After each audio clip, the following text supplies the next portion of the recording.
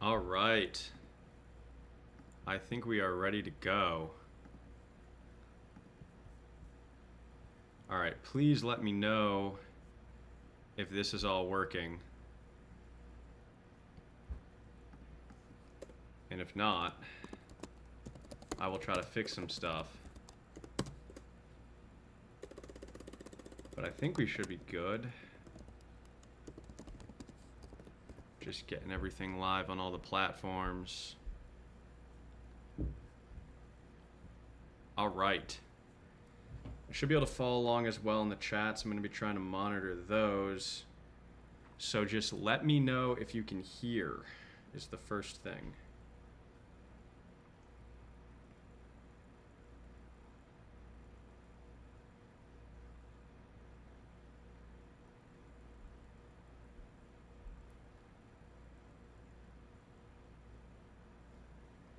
All right.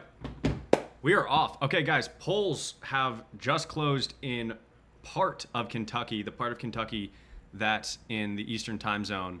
So we are going to start building our featured races for the night.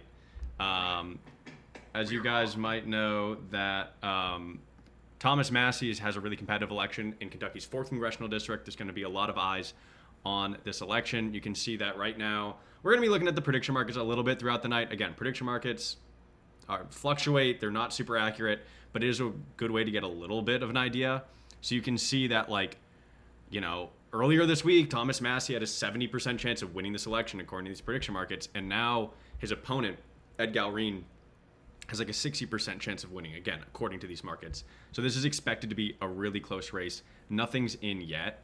But yeah, I'm thinking we kind of build out our favorite races, or the races we're going to be looking at tonight. We have 13 different candidates who took our political integrity pledge that have elections tonight. So very exciting. We're going to get those results. One of those candidates is running for Senate in Kentucky.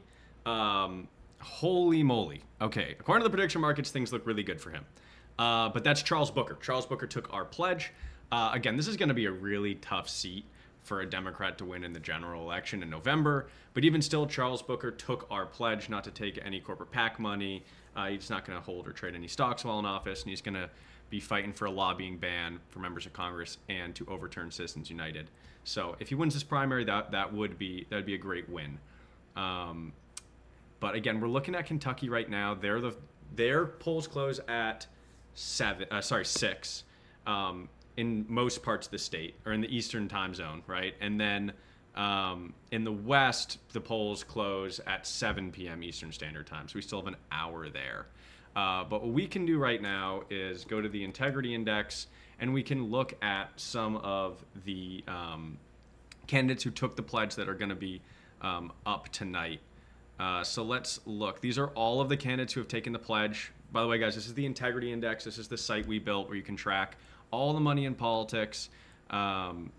So we have all the candidates who took the pledge. We also have the incumbent members of Congress who have taken the political integrity pledge here as well. But if we go to all of the candidates, let's start with Kentucky.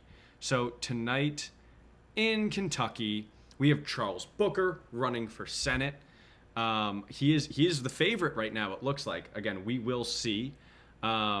And then we have some candidates that have great chances of winning their primaries. Oh, wants me to donate, which is a great idea, by the way. Just saying. John Andrew Williams, I think, is running unopposed, and William Compton is also, I believe, he's the only candidate in the Democratic primary who's raised any money. Aaron Petrie, I think, has more of an uphill battle. If we take a look at her election in Kentucky's 6th, the Democratic primary, it's not polled much. But here you can see her at 3rd with only 6%. Again, this is just one poll done in April. But she was also out fundraised. Again, she fundraised the right way, right? But got out fundraised. So I see her as a little bit more of an underdog. But, we'll be keeping an eye on that as well. How many of the 13 members have a positive outlook? 13 people who took the pledge. I would say a decent amount of them. However, a lot of them are in a really great chance to win their primary. And they're in... but they're not going to have really much of a shot in November. I mean, we'll see, right? Nothing's a given. But in that way, some of them, even though they might win, might not be as competitive. But we're still going to celebrate those wins, right? Okay, let's take a look again at Massey. They're still saying nothing's in there. Okay, they have some votes in now. Okay, one county is reporting for the Republican primary for U.S. Senate. All of the, prediction markets are giving Andy Barr pretty much a guaranteed shot at winning that. We're closing at 6 p.m. in Kentucky. But we have many more primaries tonight.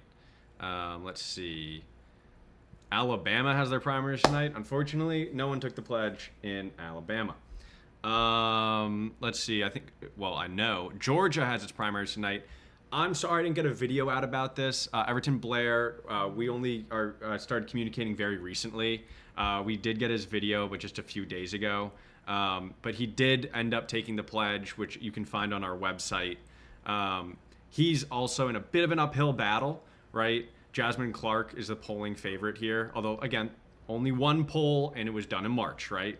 But this would be, I think, a bit of an upset if Blair were to win this election. But this is a D plus 21, so whoever wins this primary is going to become the next member of Congress. I mean, there's no one in the Republican primary is raised. I don't even know if anyone's running, or at least no one's raised more than $25,000. So this is basically a gimme, whoever wins the primary.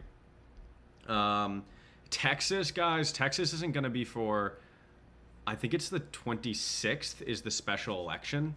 And we do have one candidate who took the pledge there. I don't know if she's polling super well, though. Here we go.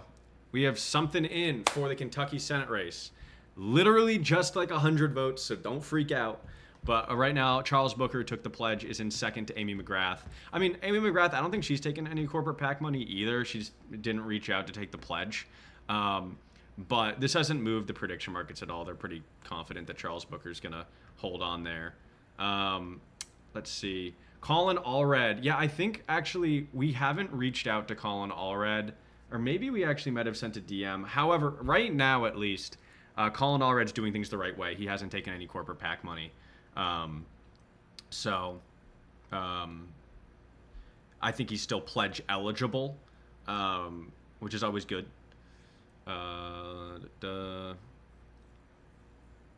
Nothing for Massey. I mean, where's this district? I thought it was in the eastern part of the state. Yeah.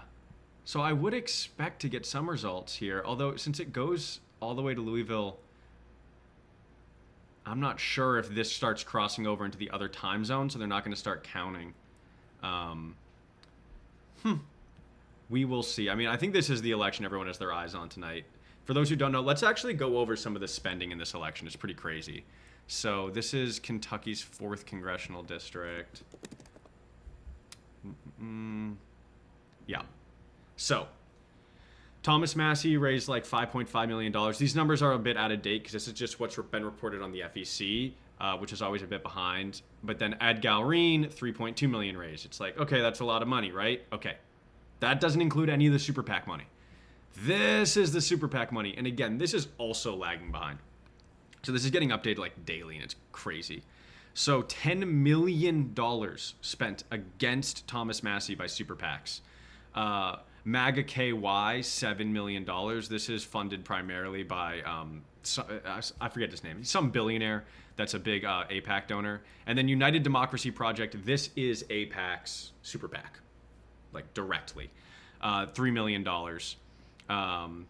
And then he does have like this one billionaire who's spending super PAC money in support of him. I don't remember these billionaires' names. And then if you look at Ed Galreen's profile, he's had $4 million spent on his behalf, mostly coming from the Republican Jewish Coalition Victory Fund. And then this PAC, Kentucky 4th PAC, yeah. This one's really weird. Their donors like aren't public yet, which is super sketchy and should not be a thing. But I don't even know who's funding this PAC spending against Galreen. Just an ungodly amount of money being spent in this Massey election. Which we don't have any votes for yet, no. Okay, let's see. Do we have anything more in the Senate? A little bit, few hundred votes coming in from some of these smaller counties. again, this isn't really going to tell us too much. Oh, we got some Massey votes in. 0.01%. There's 18 votes. Massey's got 14 of them.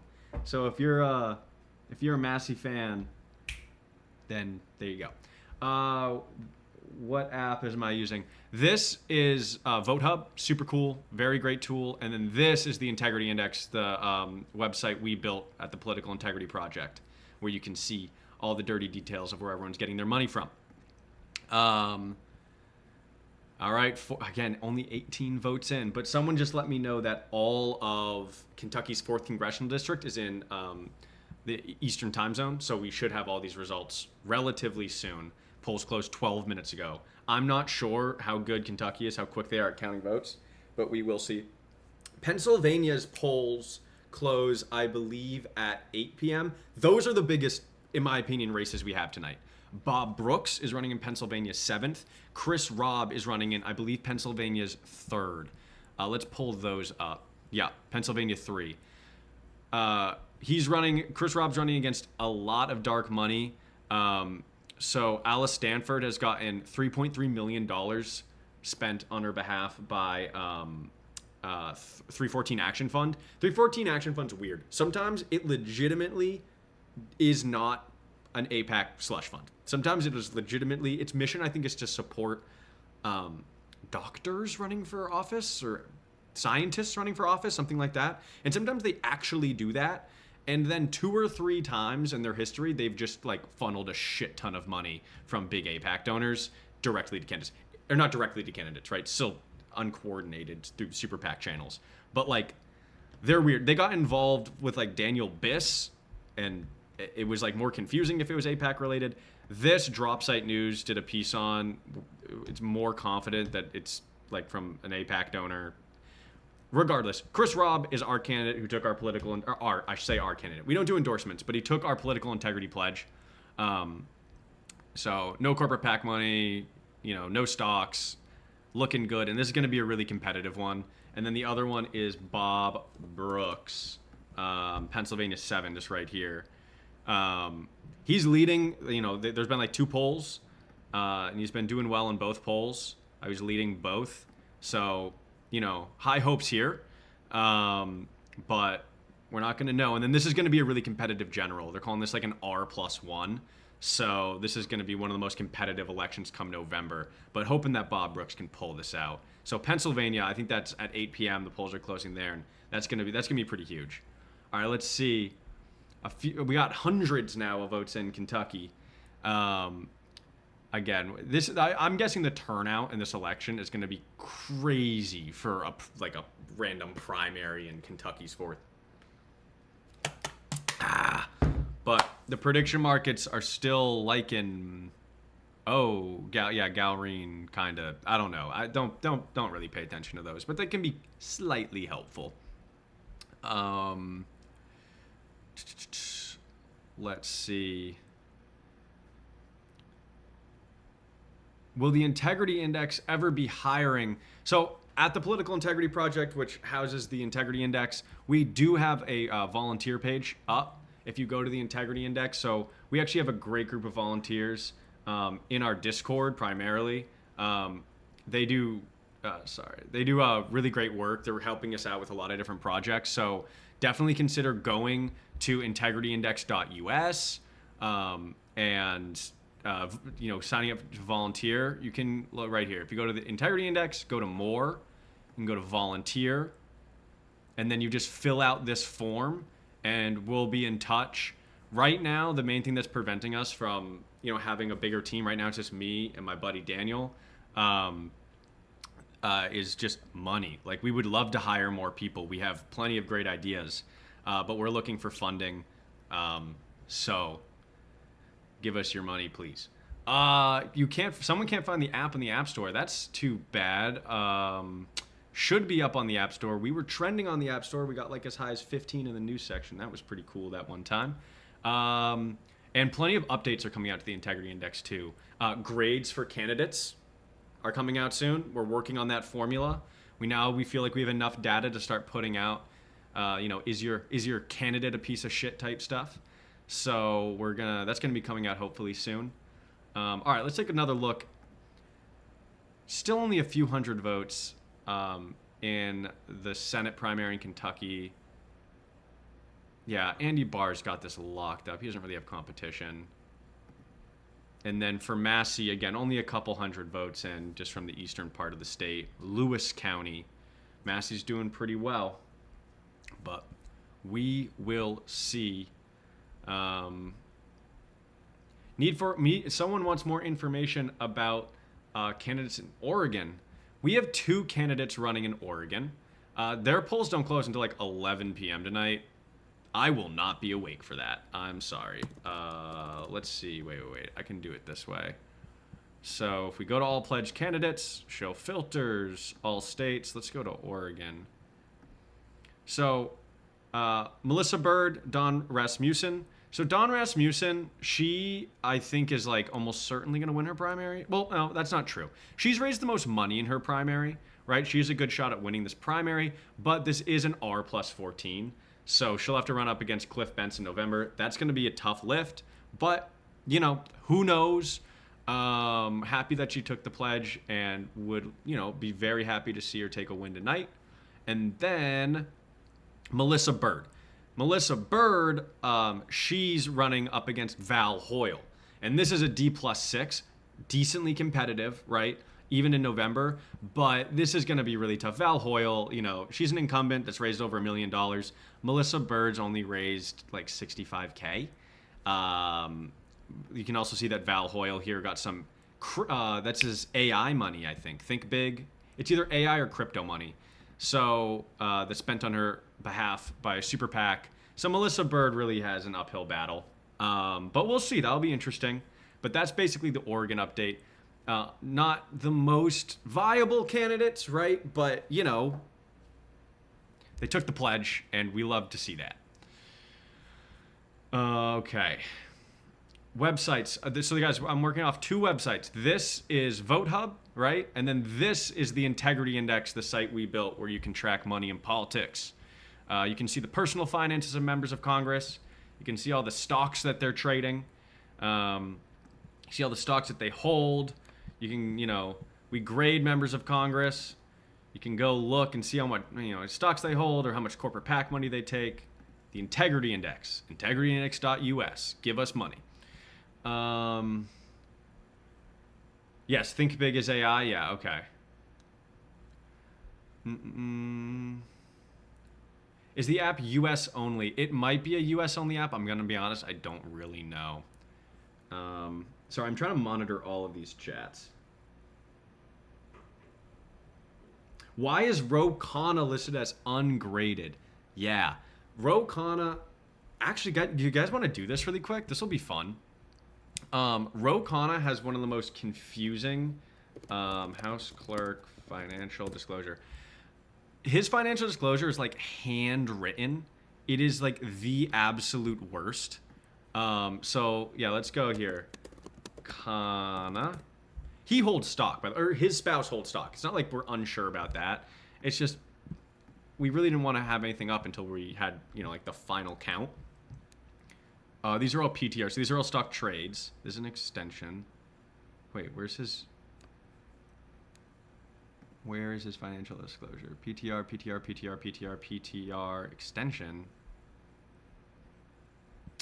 Oh, did that just crash? Yikes. Okay, I think we just had our first crash of the night. That often happens. We're gonna be okay.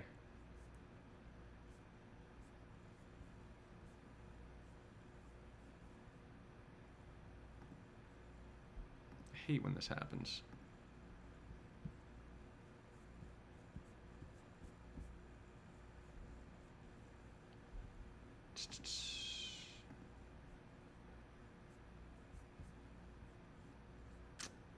Sorry, we're getting this back up. My computers can't handle all this. Create. Live video. I think we're good. Okay. Alright, I'm gonna get the graphics back up. Is the graphic, this has got to be a frozen graphic is what it is. So I need to just update this graphic. Oh, wait, no. Is it work? It looks like it's working. At least in some places it's working. Um,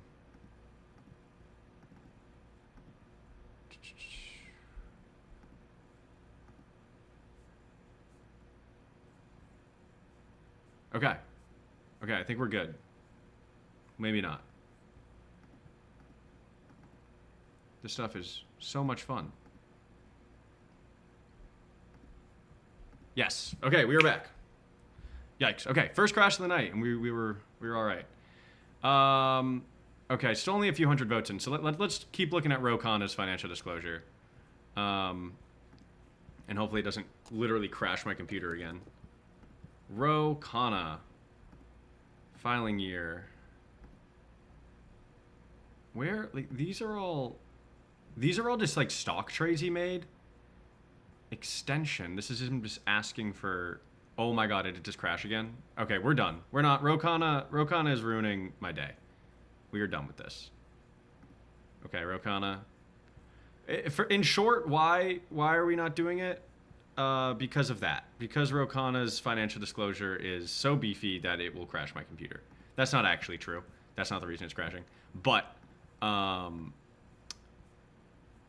yeah, basically it's like handwritten, and it's just the absolute worst. And so we've had volunteers going through it, and it's just so large that we haven't been able to get through the entire financial disclosure. Which isn't great. That's not great. Okay. All right, we should be back live everywhere. I will try to put less stress on my computer from now on. Can I make Massey win? I don't know if I have control over that, but we will see. Okay, we actually have, some votes in. And Massey is down. Massey is down by 300 votes. It looks like near... Oh, here we go. Kenton County in Cincinnati. Gaureen is doing pretty well. There's a 20% of the vote in this county, and he's up by almost 10 points in that county from what they've counted so far. I have no idea what they're counting first. I don't know any of the mail-in voting, if they even have that in Kentucky. I wish I could tell you more about there. Oh, that is actually interesting, too. So we have this Trump tracker, and it crashed my laptop. Oh, my God. This is frustrating. This is stupid. Okay. I guess it's probably because I'm, like, screen sharing it or something. And it doesn't like that for some reason. But this is insane. Okay. Gonna fix it again. And I will try to open less tabs or something. Okay, that's fixed. And that's fixed. I really need like a... Whoa. I need like a tech person on staff, Okay. All right. I think it's back. Let me know if there are any problems. All right, so Massey is down. Oh, they said some more counted. Again, we're only at like 4% in. Too early to really know. And then, yeah, they don't even have a percentage in yet of the Democratic Kentucky Senate primary. So we still got a long, long way to go. Let me see. I'm going to keep looking at these chats as much as I can. It's blurry.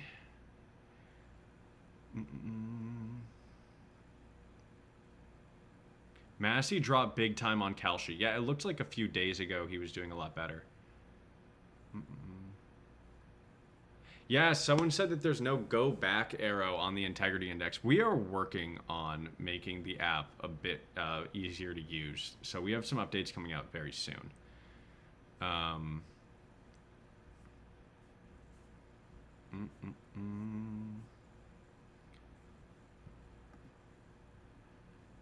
Yeah, things are coming in slower than I thought in Kentucky. Well, less than 5,000 votes counted in Kentucky's fourth. Let me make sure that I have all of my candidates that were. Galrine is up to 80% on Kalshi. Whoa, why? Maybe it's the Cincinnati vote? Maybe they thought that Massey was going to do better in this like more metro region. I'm not sure. I mean, this is always interesting because, like, again, Polymarket has him at 60%, Kalshi has him at 86%. I don't know.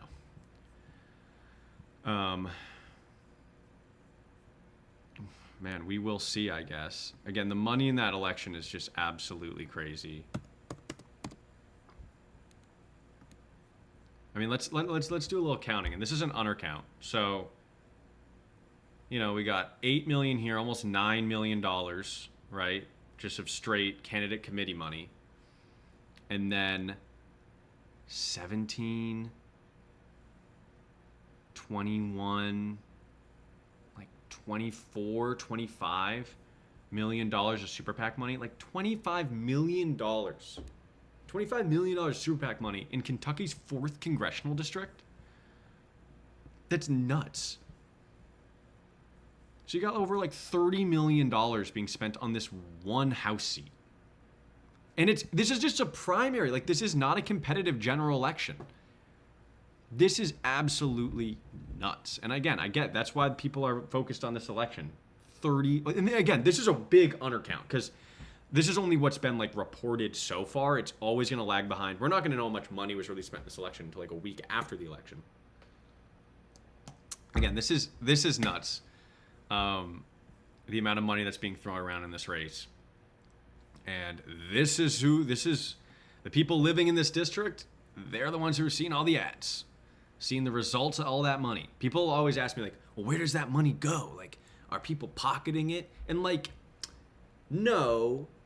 I mean, people are getting money along the way, like industry folks, you know, because when ads are run, the networks are making money, right? And people who are doing like the strategy and whatnot are making some money, but like they're like skimming a percentage, but like, and sure, like the staffs of the campaigns are getting paid, but that's not really what's happening. Like, it's not a big conspiracy. What's happening is they're spending all this money on ads, right? These people are getting digital ads and they're like Facebook feeds and whatnot, and they're getting, you know, every TV break has, you know, whether it's digital like on Hulu or whether they're watching NBC or something, they're getting ads about this election. There have been some crazy ones. There's been like AI deep fake ads and stuff. It's been really crazy. Here you see now Kalshi's up to giving Galrine a 90% chance of winning. Crazy. Polymarket's, I don't know if this is just not updating as quickly. Again, this is only with 4% of the vote in. I guess they just think that, I don't know, the Cincinnati looks really bad for him. That's my guess. What do I think about Tallarico? Does he have a chance in Texas? Let's see if we have any like polling up on the Integrity Index. So that's something we added recently. You can now check out polls on the Integrity Index. But if I look up James Tallarico, why is this taking long? That's not good. Don't look at that. We're rebuilding the whole search thing. Tallarico. There he is. First of all, his fundraising is insane. Okay? He's raised $40 million. 67% of that has come from donations under $200. Like, that's insane. So he'll have the money, right? He'll have a lot of money. Not that a ton of money is not going to be spent against him. But look at all these different... They have a lot of polling. So, Democratic primary is over. He's won that. Cornyn versus Tallarico. There's been 2 polls. Tallarico, you know, has the edge in the polling, right? Although I think today Trump just endorsed Paxton. So if it's Paxton, again, I don't know. Like, he's leading in the polls. So I would say he has a chance. He's leading in the polls. He has a chance. Of course he has a chance. But the money hasn't really started to flow in yet. Like, this is why the Republicans really didn't want this to go to a runoff. or they wanted one of the Republicans to drop out if there was a runoff, is because they're spending all of this money against each other. Like, here you go. Look at this. $20 million of super PAC money spent against Ken Paxton. And this isn't money from Democrats. This is money from like Cornyn, people who want Cornyn in on the Republican side. They spent all this money supporting Wesley Hunt at one point because they thought it would split the vote on the Republican side. Like, the Republicans are basically wasting a bunch of money in this primary. And I think that's why Tallarico's doing well in the polls right now. I think what we could end up seeing is once the Republican primary is over and the Republicans are able to kind of coalesce around one candidate and start doing more attacks on Tallarico, you'll start to see things kind of shape out a bit. But I again, right now, does he have a chance? Yeah, he definitely has a chance. He definitely has a chance. He's leading in the polls, and he's got a shit ton of money. I mean, $40 million raised in his candidate committee. That's pretty crazy. That's pretty crazy. All right, let's see. Do we got anything, any more stuff in? Still less than the percentage in on the Democratic side for the Senate in Kentucky. Republican side, Andy Barr's got this pretty much locked up.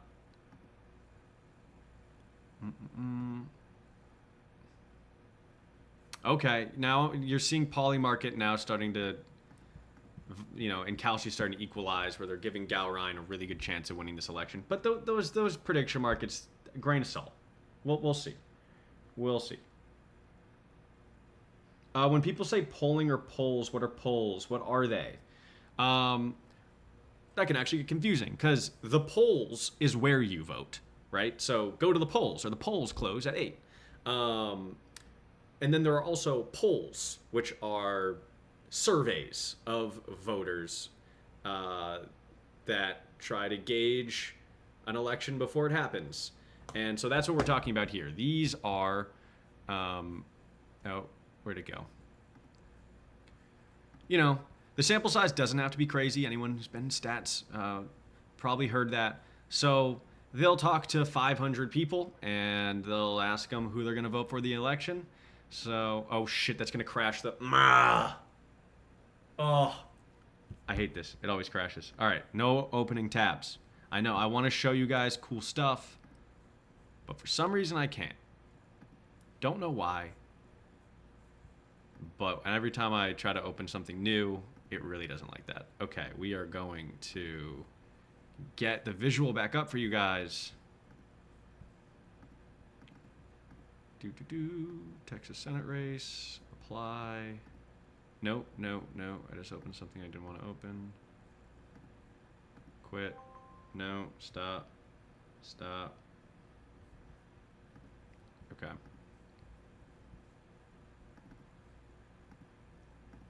Technical difficulties. Okay, we are back. Okay.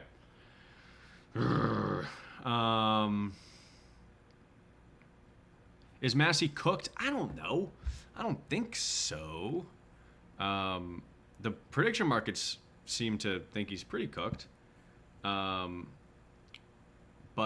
I mean, it's 4% of the vote in. There's only 5,000 votes that have been cast. And I bet, like, this percentage, like, estimated percentage, estimated votes in. This is going to be, how are you going to know? I mean, this election, again, they've spent over $30 million in this one in this one congressional district. They spent $30 million. This is getting national press coverage. This is getting national press coverage.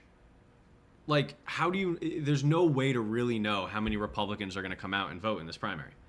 So, I mean, that's what I really don't know.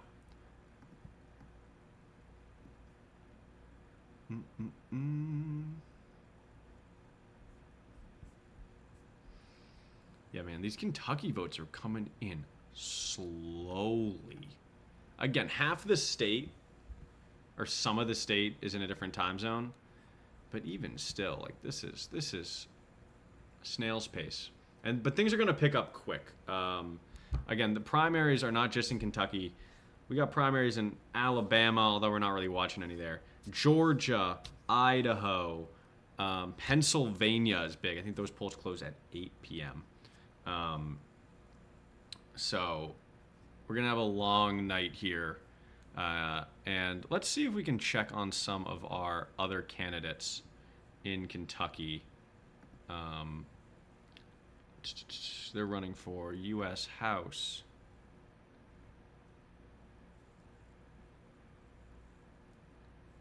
Let's see. Just gonna make sure I know which candidates we're looking for. These are all the candidates who have taken our political integrity pledge. Whoops, not you. All states. Kentucky. All right, so Kentucky's 6th on the Democratic side, Kentucky 1st, Kentucky 2nd. All right, let's see if any of these votes have been cast. So Kentucky 2nd, nothing's been counted yet. I'm going to start, if this doesn't crash anything, I'm going to start open these up so I can just poke around, see how the candidates who have taken the pledge are doing. I don't know why this doesn't crash it, but the other stuff does. Who knows? Computers are confusing. Let's have our Massey tab up. Yeah, we got all of Kentucky ready just to do whip around coverage. Has anyone from Iowa taken the integrity test? We don't have. We have a integrity. Oh, the hometown holler. What's up, guys? No one from Iowa. Has anyone from Iowa taken the pledge?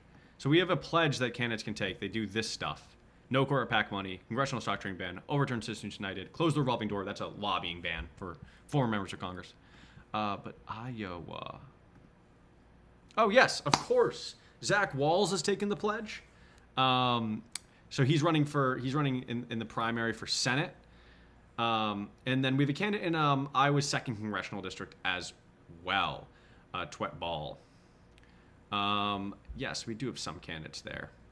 But I'm just making sure I have everyone in Kentucky up, just so this way I can just start doing like quick, rapid fire, wraparound coverage when votes come in. Kentucky's 2nd we have open. Let's get these in order. Kentucky's 2nd we have open. Kentucky's 1st I think is an uncontested primary. Like I don't even know if they're doing it. I think the party might just be like, nah.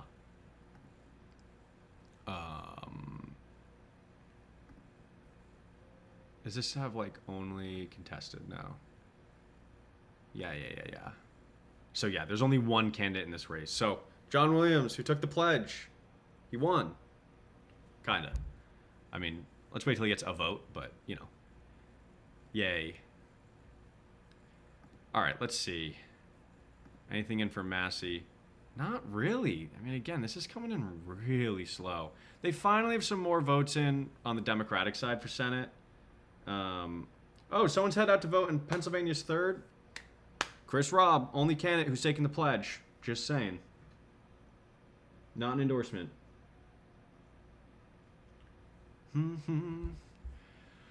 Interesting. So Charles Booker, I guess, I don't know where they're expecting, votes to come in. And again, not many votes have been cast.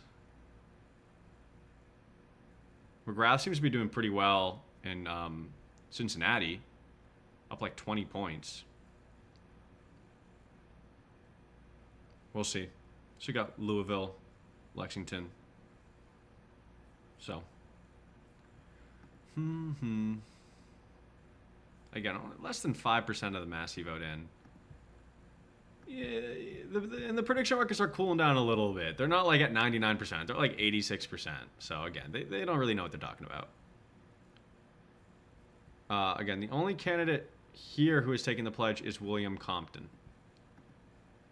No votes in. Some of this should be Eastern time zone. We'll see.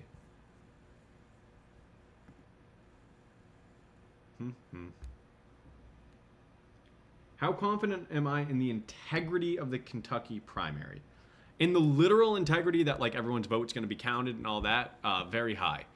In the integrity of the candidates and their finances, it's interesting. Like Massey has a rep of having a lot of integrity.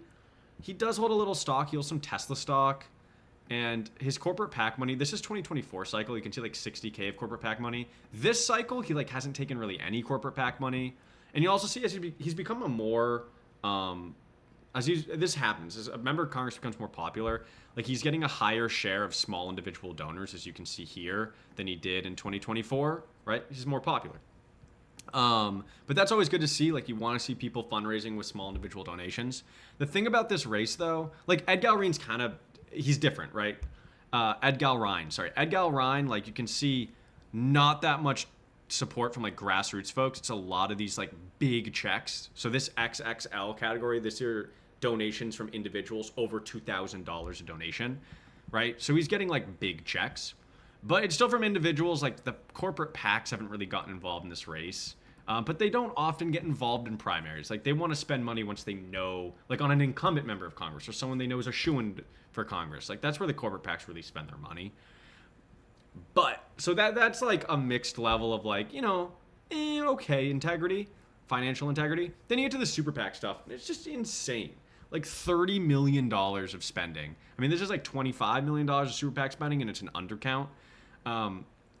AIPAC's been involved in support of Ed Galrine. Thomas Massie has like this one PAC. Again, it's not Thomas Massie. It's on behalf of Thomas Massie's, it's not coordinated. But this Kentucky Fourth PAC that spent $6.4 million against Galrine, I have no idea who's donated to that PAC. Like you can't find it on the IPC. So, there's dark money in this race. It's not good, and it's broken. Like there should not be $30 million in a primary election for a House seat. That is absurd. It's stupid. We need to change something so that doesn't happen, because that's broken. That's broken. All right, a few more votes are in. Galrine still up like 10 points. Again, only 5% in, but it looks, I guess some of these districts or counties south of Cincinnati now have some votes in. One near Louisville now too. But again, you're talking about like 30, 100, 400 votes. It's nothing crazy. And again, we have no idea what turnout's going to be. It could be crazy. All right, no votes in the second yet. At 7 p.m., we might have another state have their polls close. 1 second. I have a Google Doc that has like all of the candidates we have tonight, and when the polls close in their states. No, 7 p.m. is just more Kentucky. When does Georgia? When do their polls close?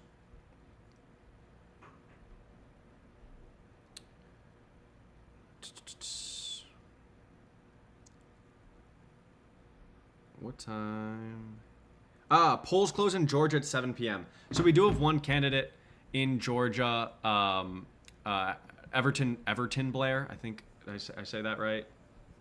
Let me pull this up. Unfortunately, he took the pledge pretty recently. Everton Blair. We weren't able to get a video out. Apologies. We were putting out a bunch of preview videos yesterday. But he did take the pledge. It has been up on the website since he took the pledge. So only candidate in the race in this primary to have taken the pledge. So polls close at 7 p.m. Hopefully we'll get some results quickly out of there. All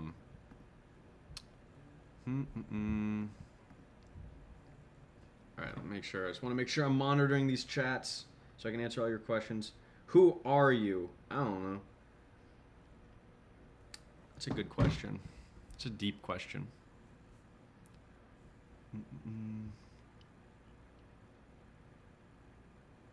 People asking like, someone's asking like, was Kalshi trying to manipulate the market? I don't know how those prediction markets work, which is why I stopped using them in my content. Yes, New Jersey primaries. We are going to be covering the New Jersey primaries. 100%. There's a lot of great candidates. I think we had a New Jersey candidate. I think it was a New Jersey candidate take the pledge today. Exciting stuff. So, let's see if there's any more votes in. Man, they count slow. I wonder if at 7 we're just going to start getting a big dump. I don't know. I mean, don't they know everyone wants to know what's going on? Oh, okay, we had another percentage come in. Okay. Another percentage just came in Kentucky's 4th Congressional District, and things tightened up a lot. Where did it come in? Is it more in Lewis County? What's going on? Is that where he's, like, from? Like, why is he killing it? He lives on, like, a giant ranch. But, I mean, that's the only place I could really see where that would have come in. Interesting. Maybe it's these. I don't know. But yeah, okay. Massey's now only down like 4 points. Again, it's 6% in. Nobody knows. Prediction markets haven't moved.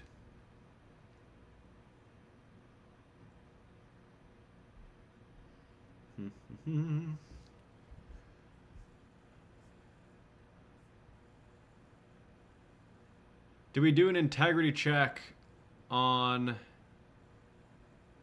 John Kennedy? Massey did not take the pledge. Massey does still take corporate PAC money and does hold stocks. Low amount. John Kennedy. Our search is really broke. Again, we're fixing it. We have I've tested the new search, and it's pretty nice. Why does he get a C-? That feels a little bit generous. Oh, okay. Yeah, so Kennedy is a good grade for someone with, the corporate PAC money and the stocks. I think it's because of the funding. So 70% of the funds that he's fundraised from individuals come from small donations under $200. That is that's pretty much as good as it gets. So I think that's offsetting some of this. Is a bit high. Although I will say also for senators, this is over 6 years. So if like a member of the House took $600,000 of corporate PAC money, I bet they would get like an F, especially with stocks. But you'll see like this in 2026 cycle, it's only $60,000 of corporate PAC money. 2024 cycle, $50,000. So a lot of this came in 2022 when he was up for re-election last. Still feels a little bit high to me, but because he also took some APAC money as well. But I think he's just being saved by the amount of small individual donations he's taken. Again, here's the super fund formula, where you can see he's getting penalized for the corporate money, but he's also getting points for these small donations that he's received. So that's an interesting case. A point away from a D though. So have we thought about doing integrity checks on gubernatorial candidates? Yes. But states are really tough because every state does things differently. So it's going to be a big lift, and we're probably going to have to go state by state. Some votes are in Kentucky's second. Just a few. William Compton here took our pledge. He's not the favorite, but I think he has a good shot. So we will see. No one in that race raised too much money, so there's not much to separate them, but we will see. All right, nothing. A few more votes are in actually. Here we go. Whoa! Big drop. Big drop. We're now at 9% in 10,000 votes cast. Where are these coming in? Is this more Cincinnati? No. Okay, looks like Bracken County. All right, yeah. So Gowrine's still up with 10% in. The prediction markets haven't really moved. So we will see.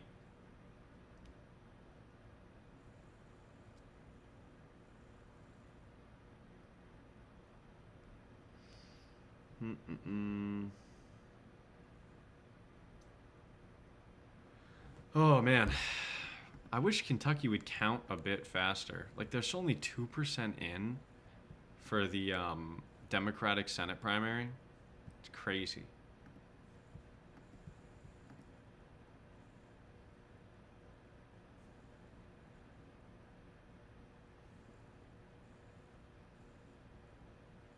Oh, wow, over 10% in now, though, for Kentucky's 4th. Okay, Massey is now leading in Mason County. And they have most of their votes counted, they say. 80% of the estimated vote in from Mason County. So, yeah, I don't really know what it is about this part of the state. But Massey's doing a lot better there. Again, I don't know if he's from Lewis County or something.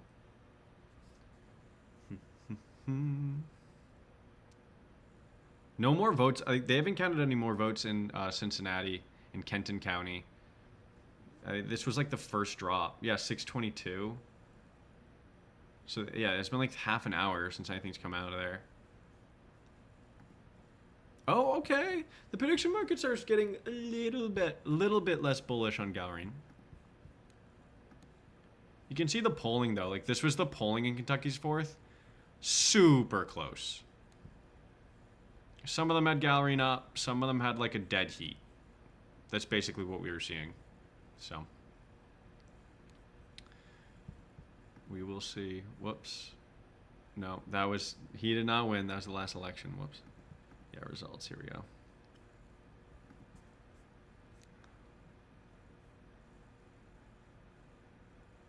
Massey is losing right now. I would say that that is accurate.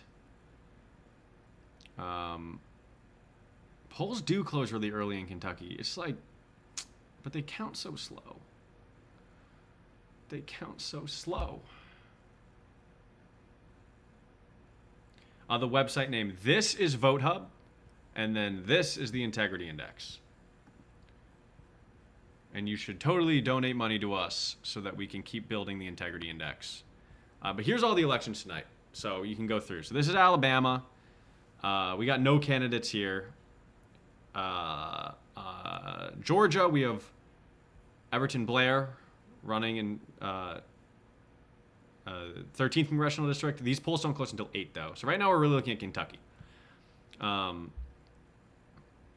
And they're counting their votes super slow. Someone just asked about Oregon again. We got 2 candidates there. Melissa Bird's a real underdog here. Don Rasmussen, though, I'm more interested in. Not more interested in, but has a better shot, I should say, and I'm interested to see how they do. These polls don't close until 11 p.m. Eastern Standard Time, though. That's kind of a bummer. Okay, they finally have a few votes in for the Democratic Senate primary in Kentucky, where Charles Booker here has taken our political integrity pledge.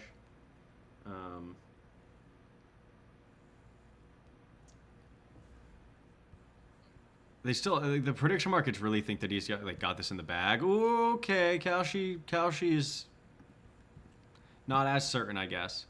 But again, there's only like 3% of the vote in. All right, some more votes are in Kentucky's 4th, where Massey's running. And he is still down. Oh, and there were some more votes counted. Interesting. More votes were counted in Kenton County, in Cincinnati. And it's still Gowring with like a 10-point advantage in that county.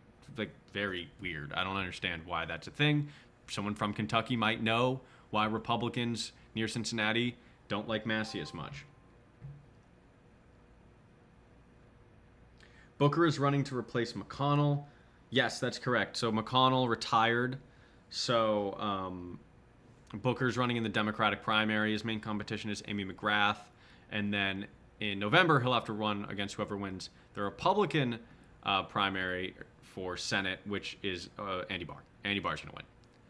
So, a few more votes in. Massey's still down. Again, we're not gonna. I'm expecting like a big vote drop at some point, but I don't know why it's such a trickle.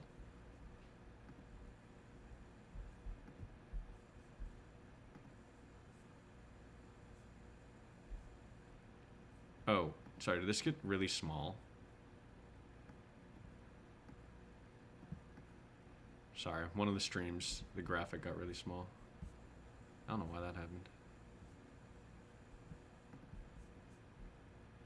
What? Every time I change tabs, it changes size. That's not how that should work. We're having some fun technical problems. Why would that be a thing?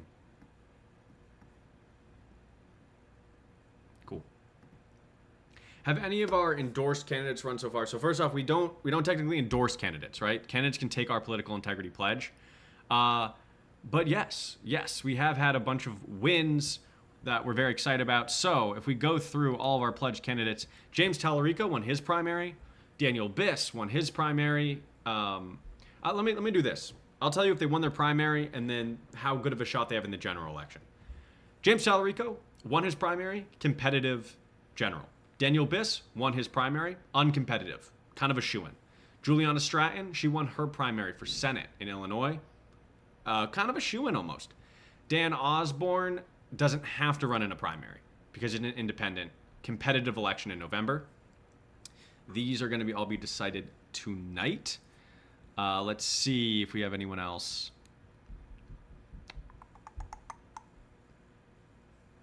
I know that we do.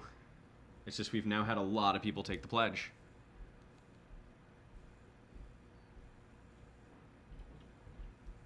Where are they? Don Leonard in Ohio's 15th. He won his primary. He's a big underdog in the general.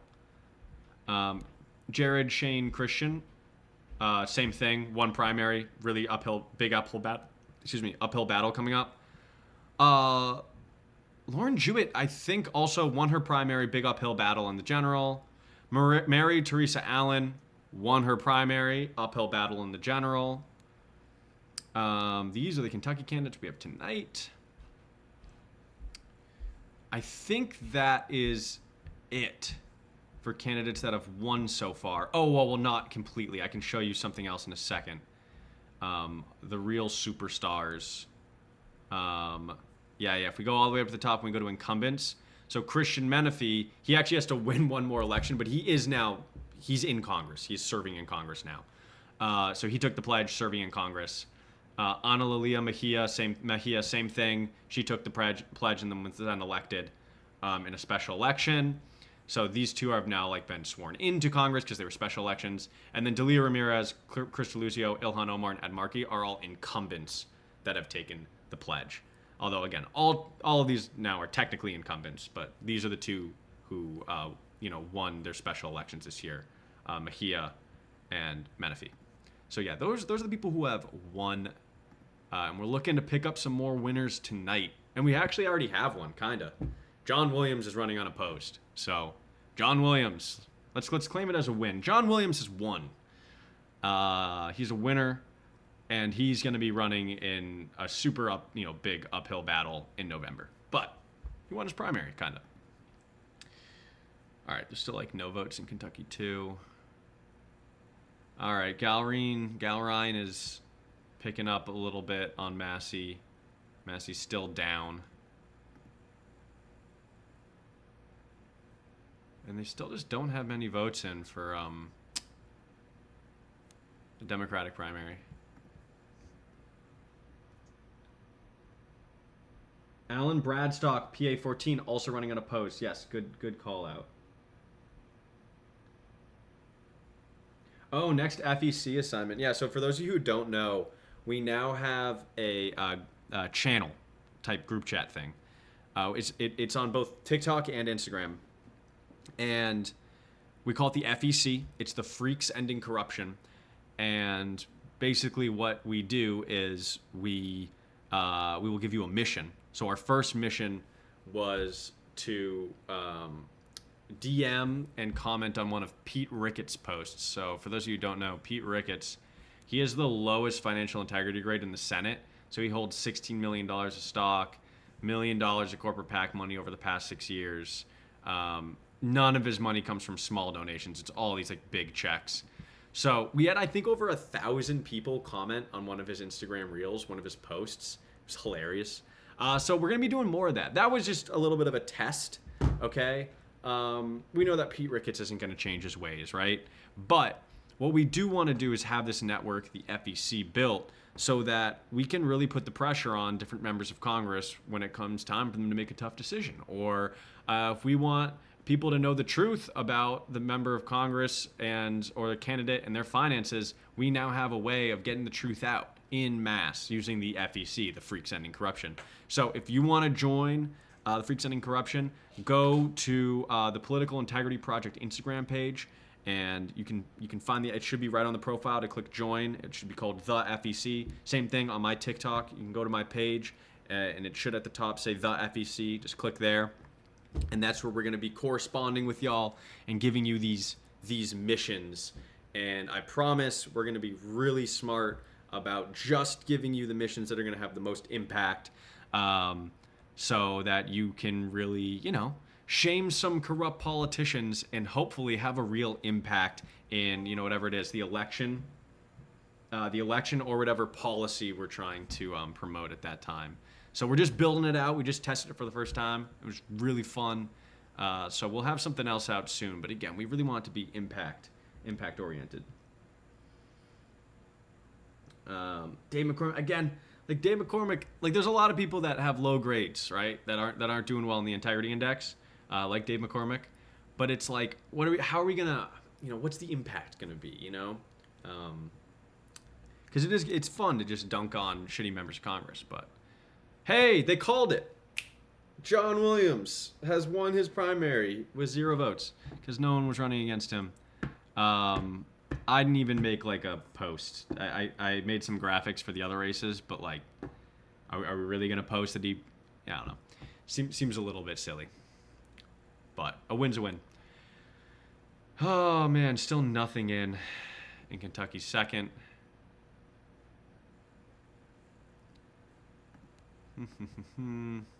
Massey's still down in fourth.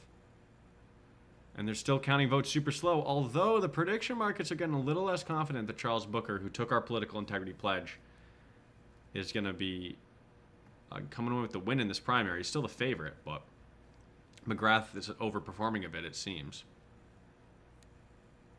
Very interesting. I have no idea. For people asking if like early voting is supposed to be favoring Gallerine or Massey, I have no idea. I'm kind of in the dark on that.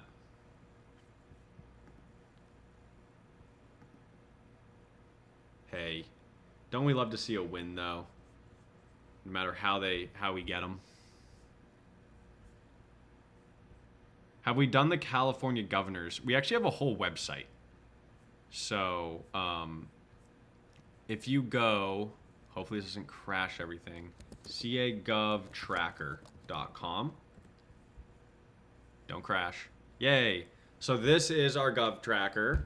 This is tracking all the money in the California gubernatorial race. So these are the polls. Everyone, Swalwell is now out. But you have your polling averages here, right? Which are from 270 to win. And then here you have the field overview. So you can see, how much everyone's raised. And you can see Steyer's raised like $200 million. Becerra's up there, right? But here, like look at Steyer. It's crazy. So where's his funding coming from? Let's see. He's raised $193 million. None of it's from small donors.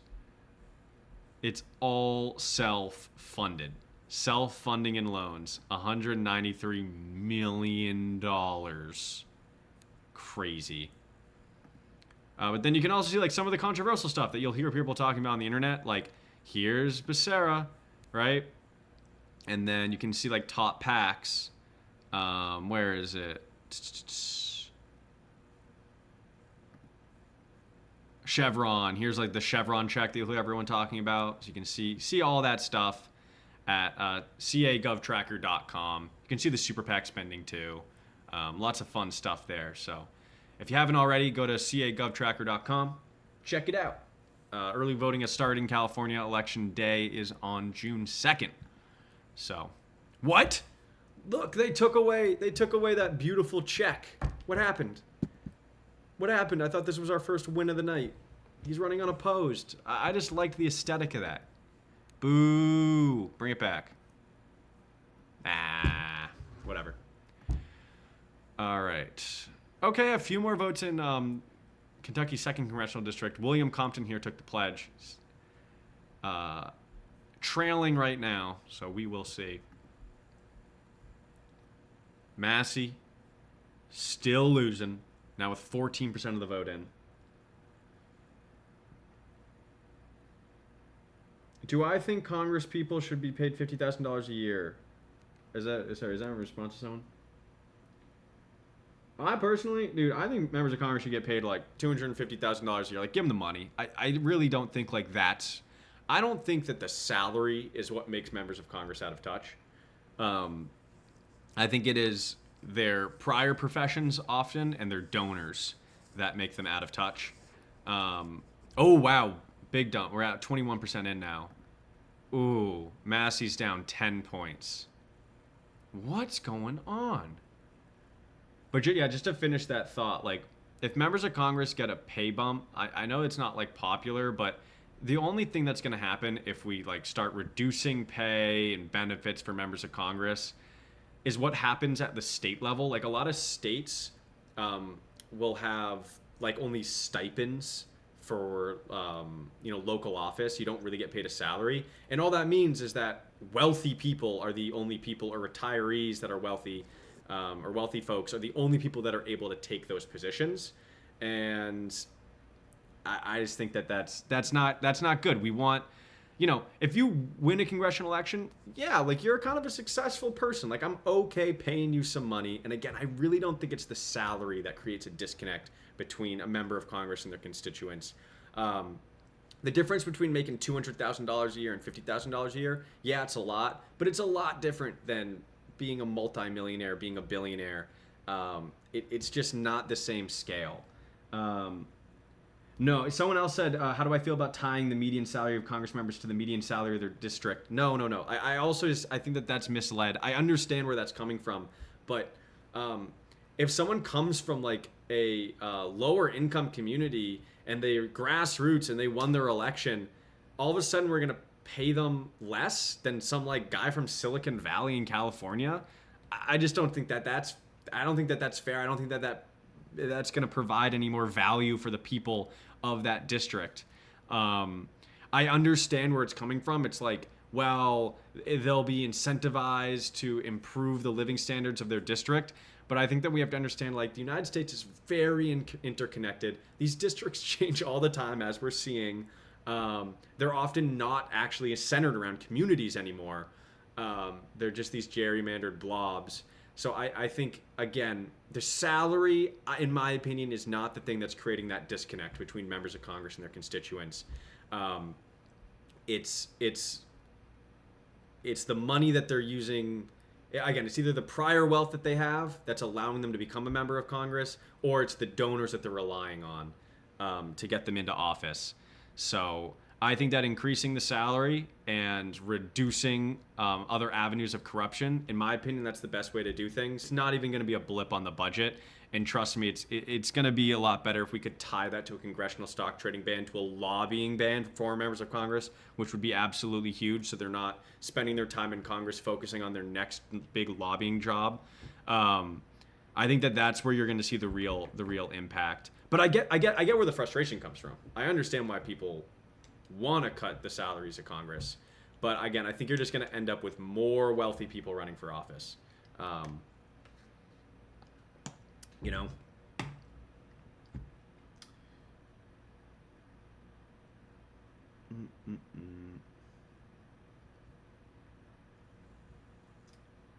Let's see.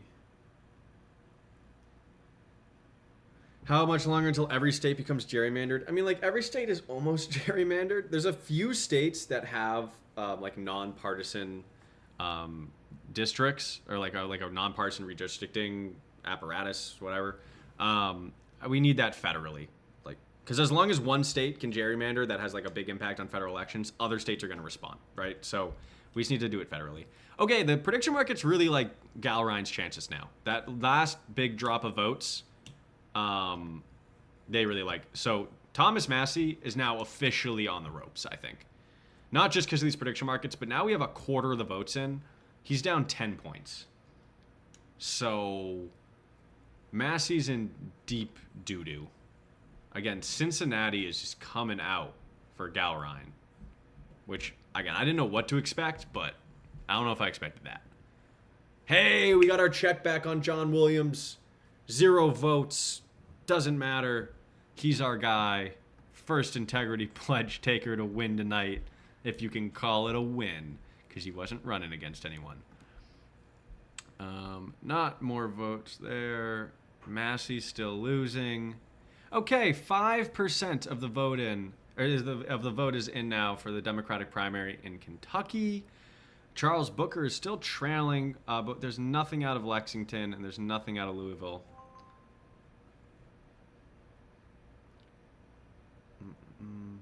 Thoughts on states banning ranked choice voting? Dumb. We need ranked choice voting. Ranked choice voting, good.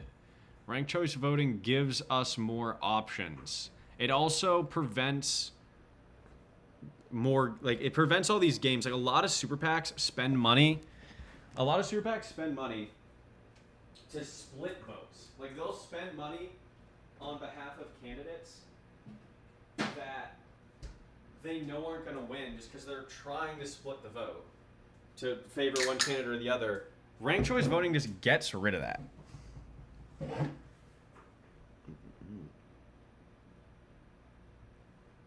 All right. How are the primaries in Georgia going? Those polls don't close until 8. So we still have a while.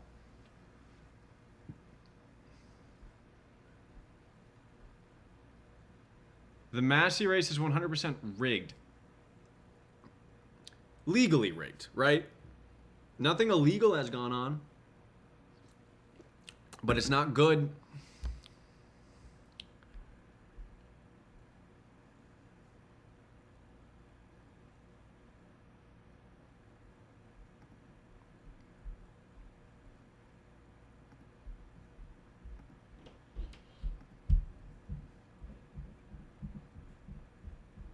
Oklahoma's primaries, I don't know. I don't know much about. I don't think we have any candidates in Oklahoma. I can check. Let's see. All states. Oklahoma. Ah, we do. Pixley in the 4th. Wait, primary on 6/16. These already happened. Am I crazy? No. My God, that's next month. Yes. Yeah, we have 2 candidates. Pixley and I want to say Croissant. No. John Thomas. Is it Croissant? Is that actually Croissant? I can't. I might be dyslexic. Yeah. Do. All right, let's see. Do we have more votes in anywhere? Cool.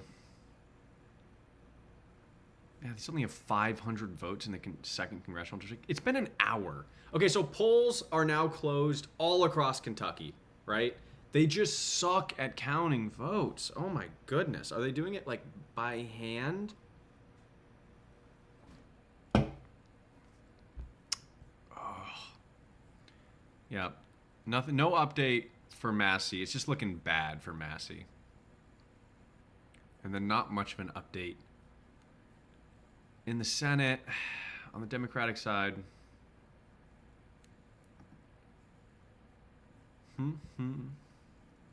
45 minutes, though, until polls close in Georgia.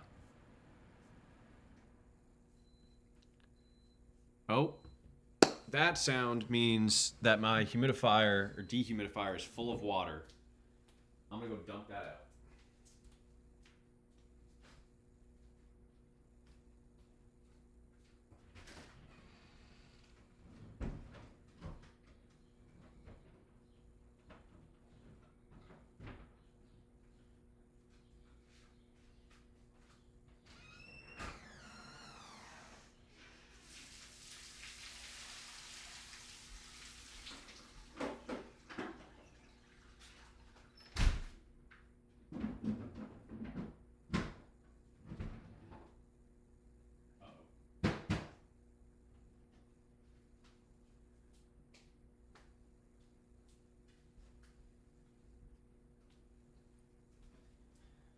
I gotta do that like every day now. It's so hot in DC.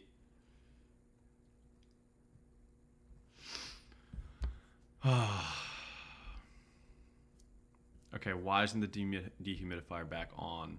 Is my question. I'm gonna have to check that. Few more votes in. Massey's still losing. All right. Why isn't the dehumidifier working? I will die in this house if that doesn't work.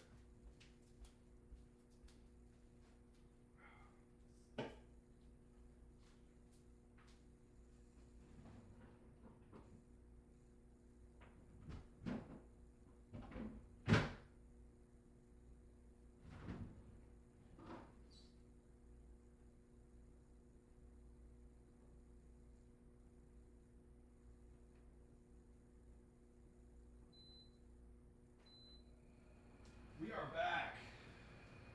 Okay,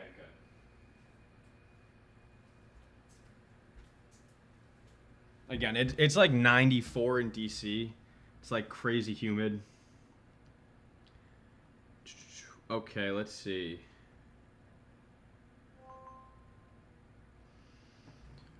Any updates?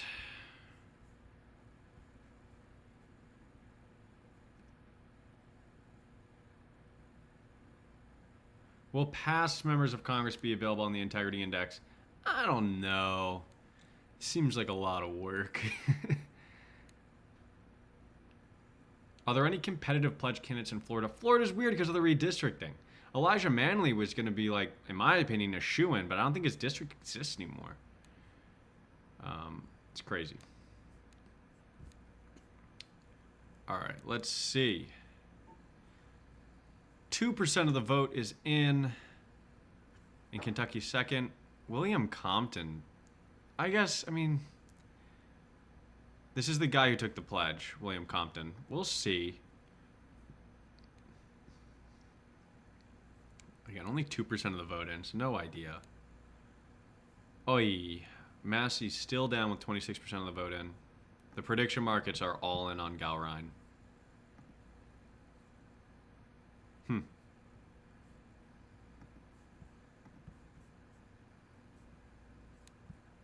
Man, Kentucky's kind of letting me down. Not with the results exactly, just like so slow. Because we have one candidate in Georgia.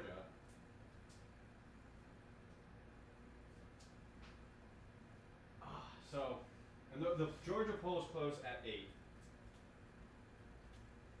Wait, Pennsylvania I think closes at 8 too. And Pennsylvania's gonna be huge. Yes, Pennsylvania polls close at 8 as well. So at 8 p.m. things are gonna get pretty crazy. And I mean, I'll keep looking at Kentucky, right? I'll keep keeping tabs on Kentucky, but Kentucky, I was like so pumped for election night, and then Kentucky, guys, you guys are just so slow. Where do I keep putting my Dr. Pepper? I feel insane. Oh my god. Okay. I'm fine. I need Kentucky to count their votes. What party do I think will have the majority in the House after the midterms? I don't know. I mean, it's looking really good for the Democrats, like general ballot. But they're down like 10 seats in the redistricting battle. So that's tough.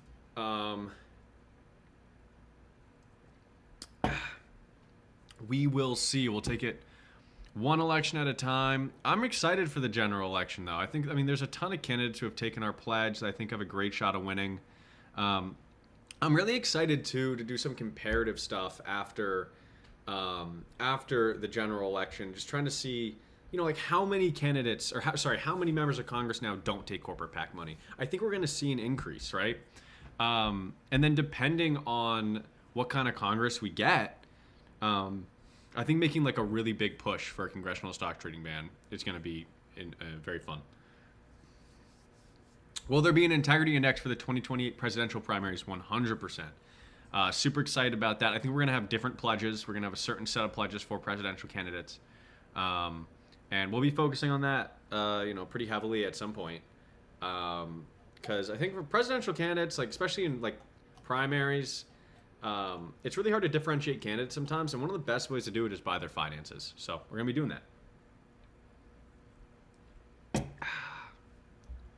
Do I think the GOP could have created a dummy mander? For those who don't know, a dummy mander is when you gerrymander to create more seats for your party, and you accidentally spread your voters too thin, and then you end up losing seats instead of gaining seats. I don't know. Honestly, I'm not sure. The Democrats would have to really overperform for dummy manders for there to be some dummy manders, maybe like in Florida or something. All right, let's see. Oh, whoa, more votes in. Oh, looks like Megan Winfield's going to be the winner. Again, whoever wins this election this is like a Republican district. But William Compton did take the pledge, and now he's in second place, although he's getting doubled up on right now. 27% of the vote in. Massey down 10. Not looking good for Massey. The prediction markets don't like Massey. The vote that's been counted right now is not looking good for Massey. This is tough.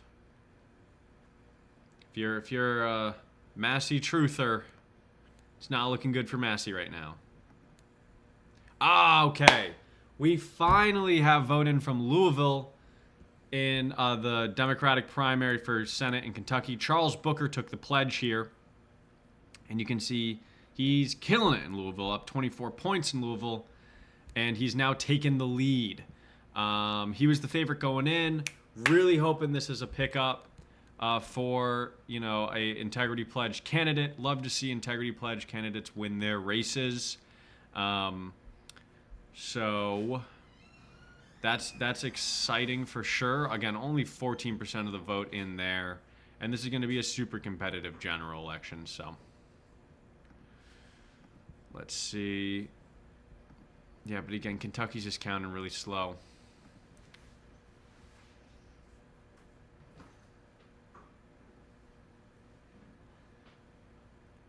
Louisville, am I saying it right? Good.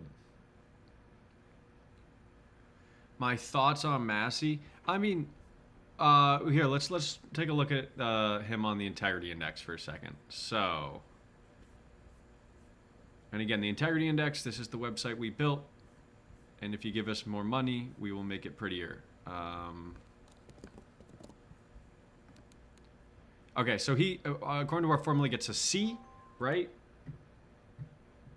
C's get degrees. He's not doing too bad. He holds a little bit of stock, some Tesla stock, but he's not like an active stock trader, right? And then this corporate PAC money, this is from the 2024 cycle, so $60,000 of corporate PAC money. Let's see what PACs those were, like railway companies, iHeartRadio. But in the 2026 cycle, he's only taken $6,000 of corporate PAC money.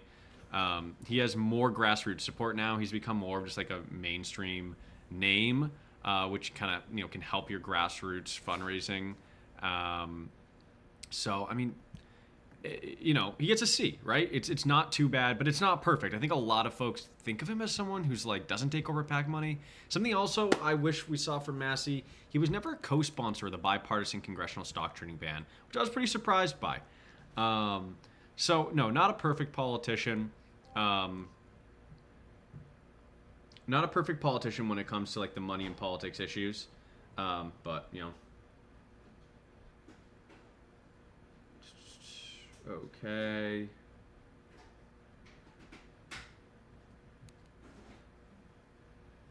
All right. Let's see if we have any more votes. Whoa. What? All right. Who wants to make a bunch of money? I'm half joking. Why is Hank Linderman the crazy favorite on Kalshi right now? Because from what I'm seeing, Megan Winfield is like doubling up everyone. What am I missing here? Is it because he's like winning these like places that are like going to be like higher population counties? Again, like this primary in the grand scheme of things doesn't really matter that much, but it's just interesting. Okay. Whoa, we got plenty more votes in the Massey election. And it's not looking good for Massey. So now 30% of the vote is in. And you see more of this vote in near Cincinnati now. And he's still losing by 10 points. He's down now 4,000 votes. The prediction markets are all in on Gowrine. Wow. Again, this race has had over $30 million spent in it on the candidate side and the super PAC side, which is just insane for a congressional race in Kentucky. And it's not looking good for Thomas Massie. All right. Integrity Pledge taker, Charles Booker. We need a better way to say that. Okay, whatever. Charles Booker took the Political Integrity Pledge, and he is winning his primary right now. Only 15% of the vote in. But he is the favorite here. You can see that the prediction markets like him. So that's good to see. See if you can build on that. Polls close in Georgia and Pennsylvania in 33 minutes. That's going to be exciting. Okay, yeah, you see Kelsey just flipped over, and now Megan Winfield's the favorite by a lot. Duh. That's why these prediction markets are just kind of dumb. I don't know.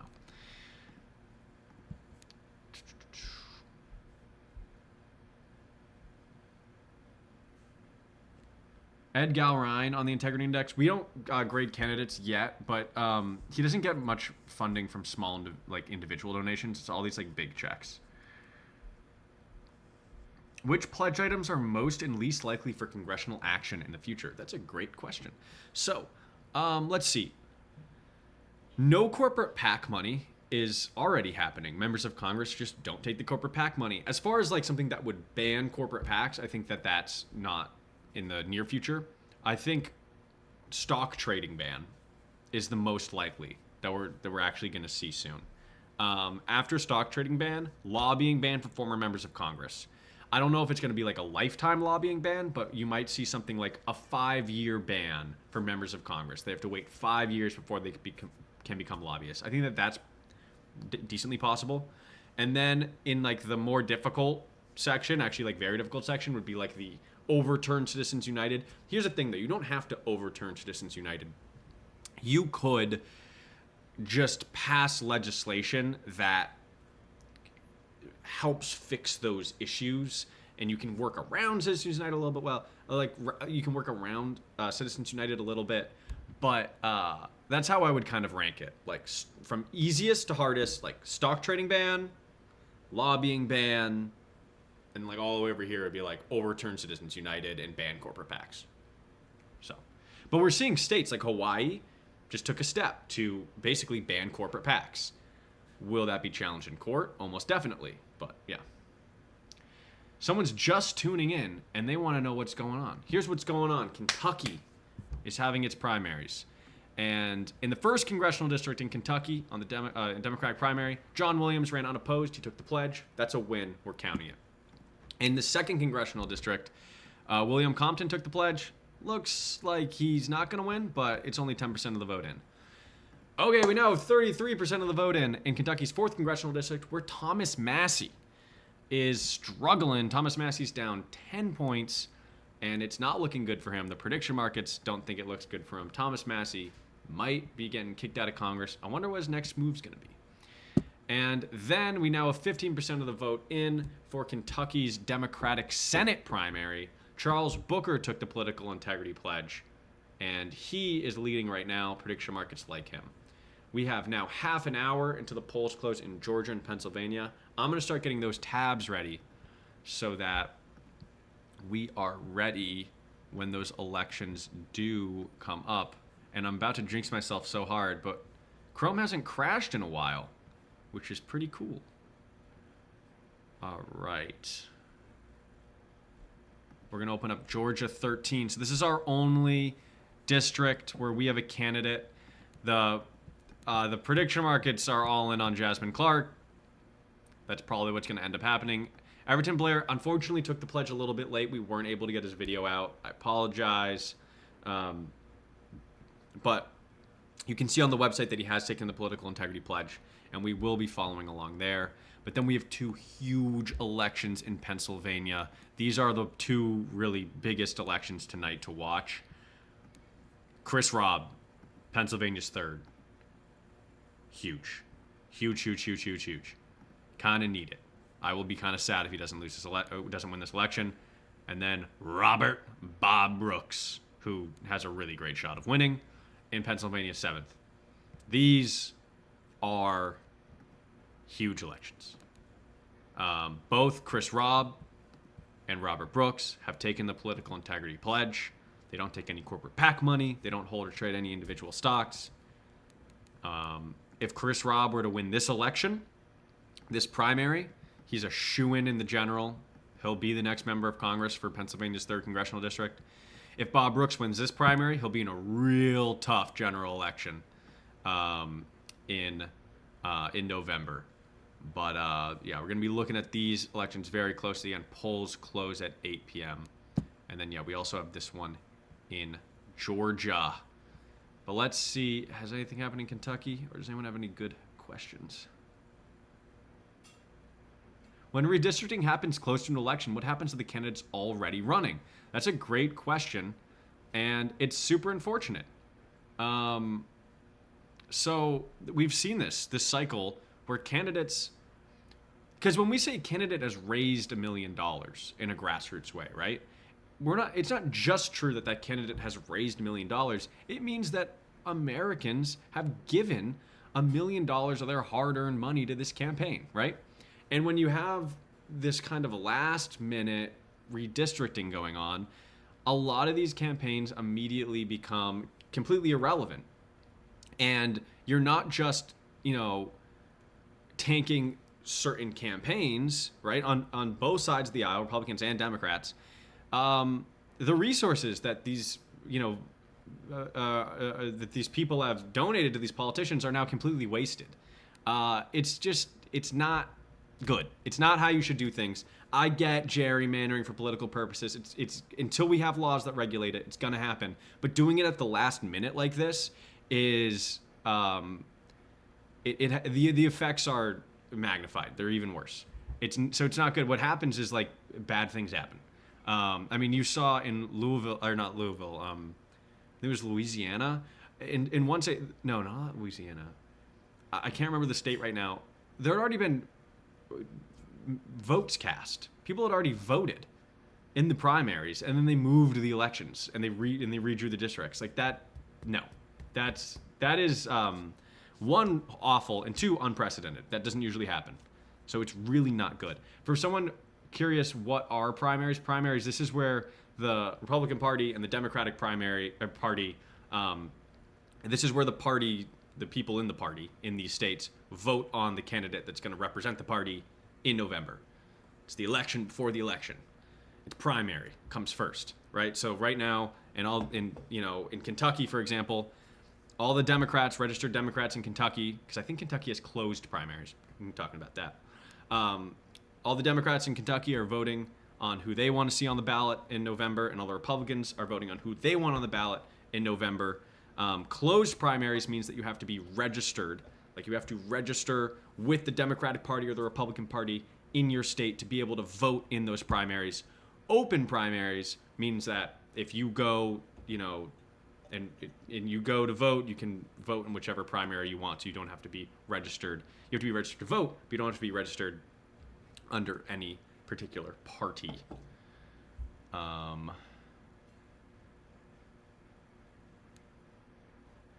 Would we see Democrats rally for Massey if he runs independently?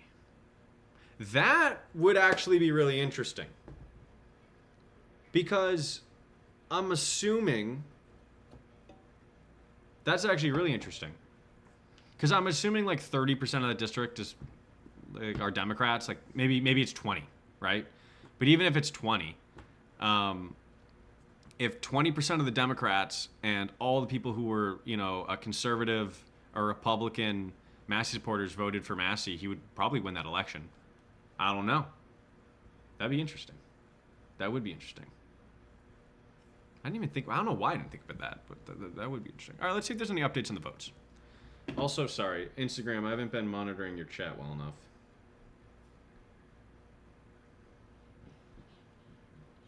Are we even still live on Instagram?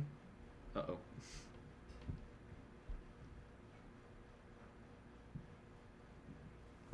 Hopefully we are.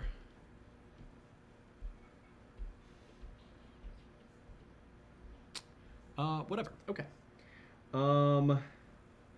Let's see. All right, we're gonna go over some of these results. Pennsylvania's first. Oh no, sorry. Pennsylvania. We still have 24 minutes. 24 minutes until Pennsylvania. Kentucky first, uncontested, but it counts as a win. Love it. Kentucky second. Okay, it looks like Megan Winfield's running away with this thing. Oh, wow. 50% of the vote is in.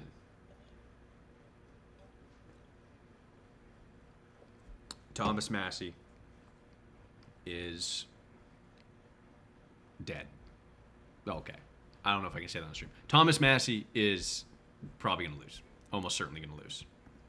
He is down 10 points with 50% of the vote in. That's not good. Good news, Charles Booker, who took the political integrity pledge with 20% of the vote in, is up by like 3 points. Love to see that. Prediction markets still like him.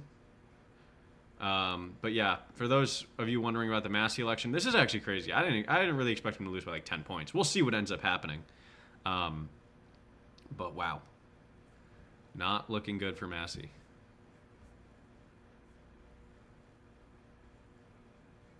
Yeah, Massey's cooked. I wonder when they'll call that one.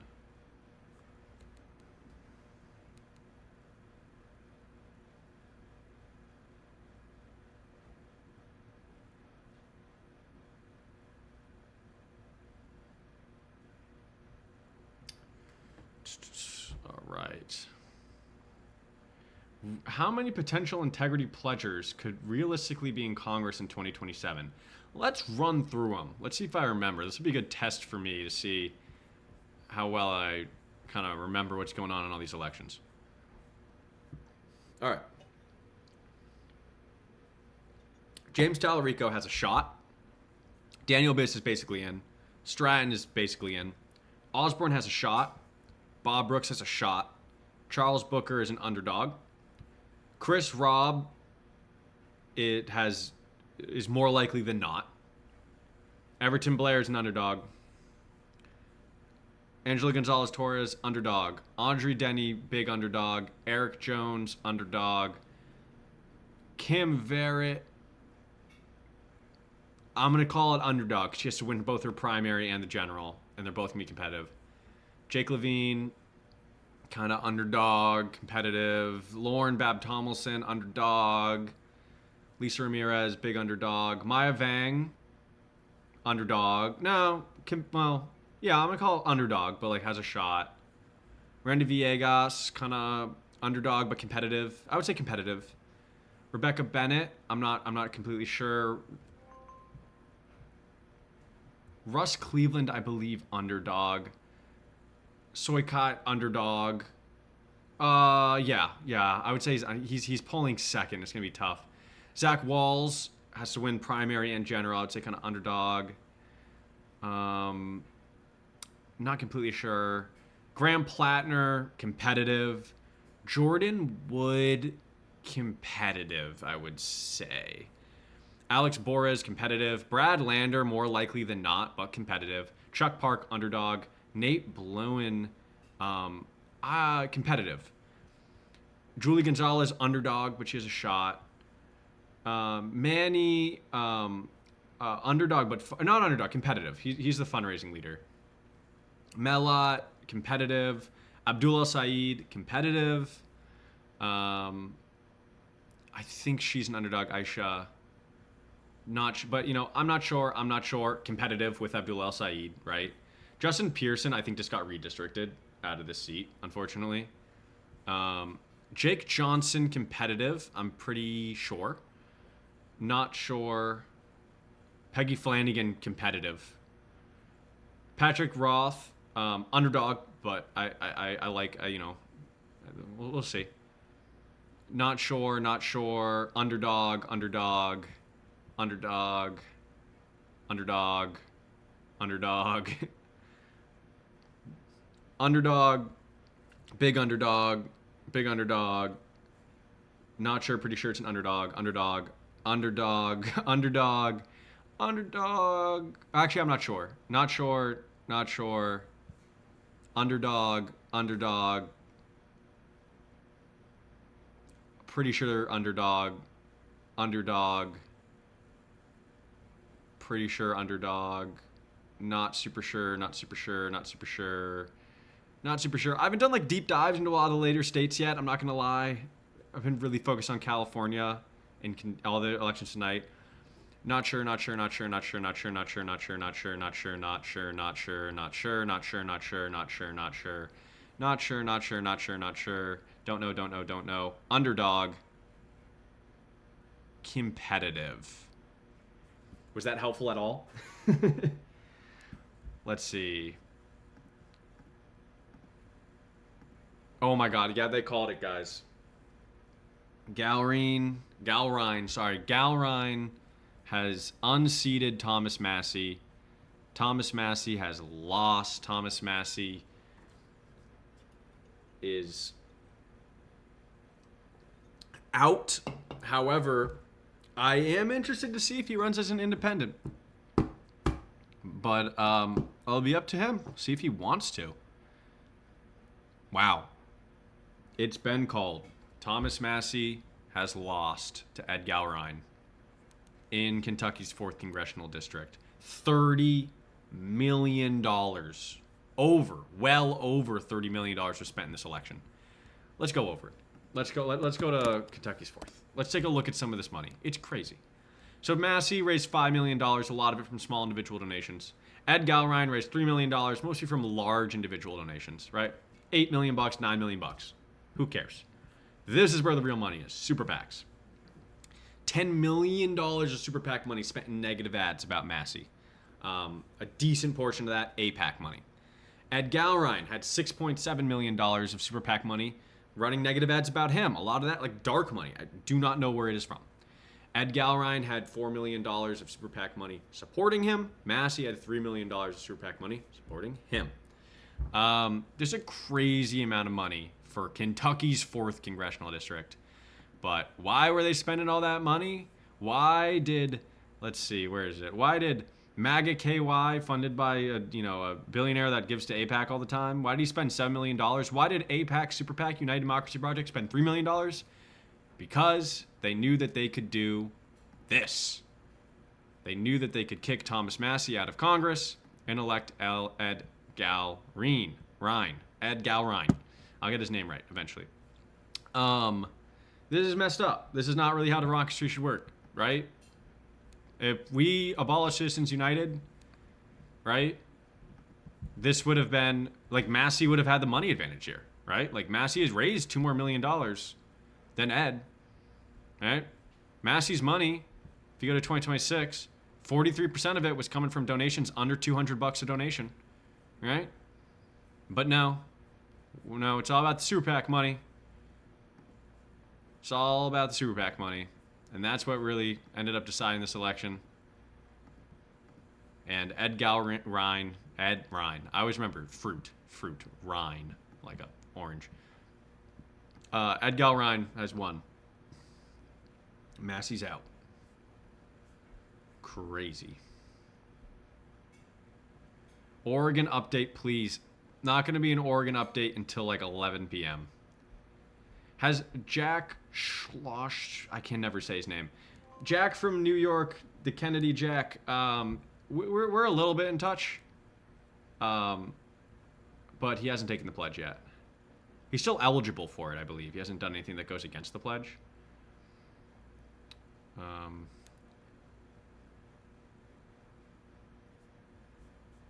Wait, this is a good point. Idaho, because Idaho's primaries are today.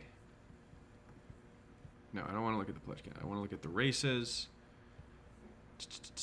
Idaho. I don't think we don't have any Idaho candidates. Yeah. I'm guessing that their polls close pretty late too. Ooh, only 14 minutes until polls close in Georgia and Pennsylvania.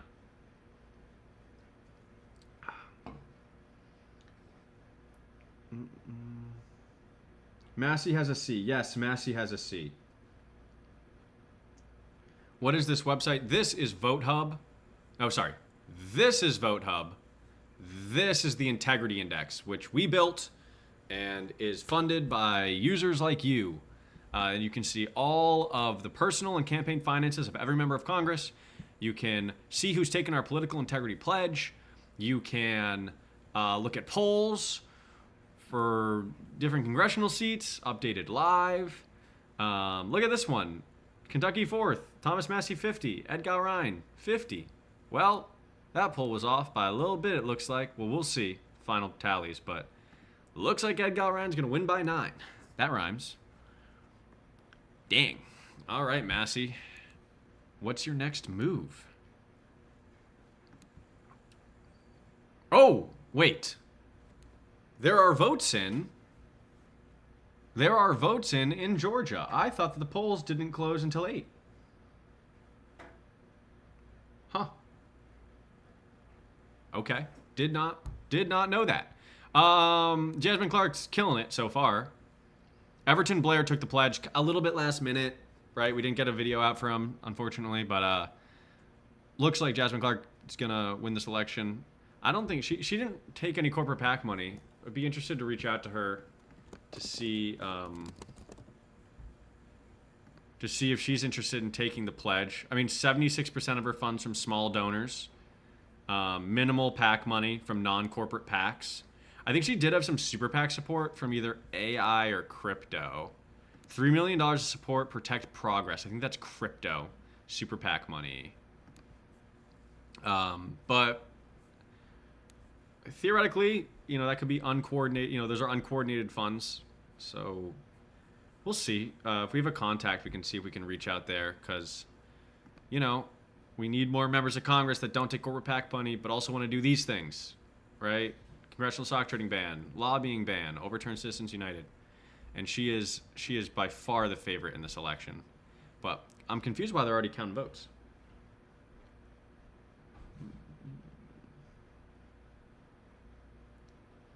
Massey won? No, Massey lost. Massey lost. They've called it wow, and now lots more votes just came in. They're at 70% reported.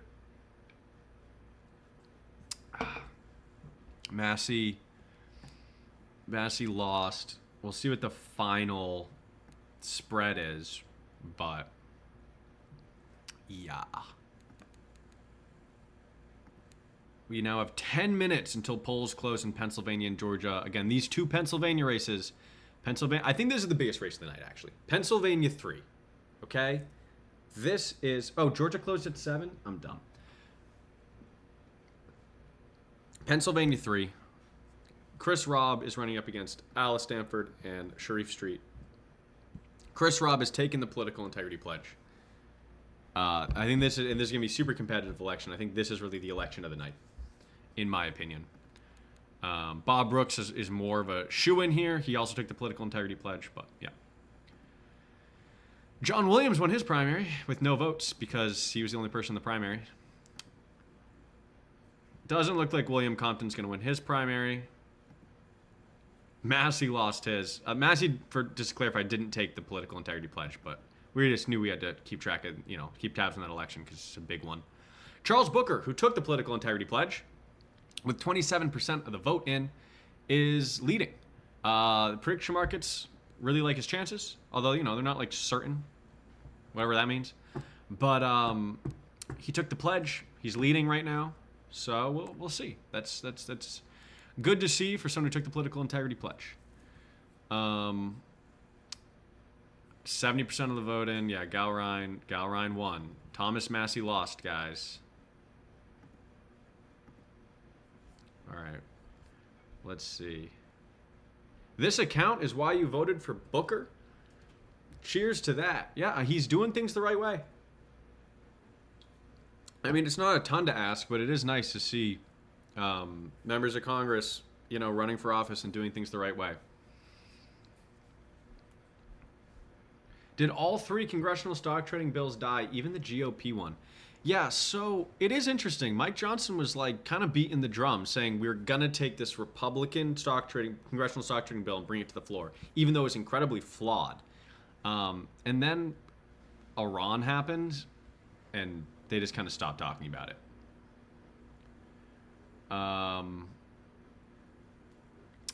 So yeah, all those bills are kind of dead. We still see some co-sponsors on HR 5106, but kind of rarely. But we still love to see that. Who won Kentucky's fourth? Ed Galrine. Thomas Massie lost. Thomas Massie has been unseated. Crazy.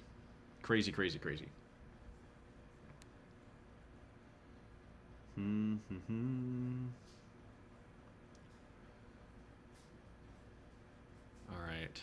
We are now at 8 minutes until we get some results from Pennsylvania.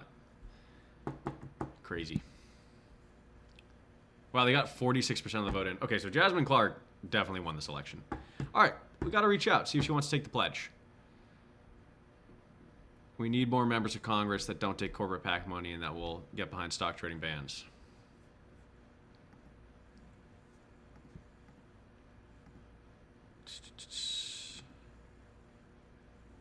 Yeah. Almost 30% in now for the Kentucky Senate Democratic primary.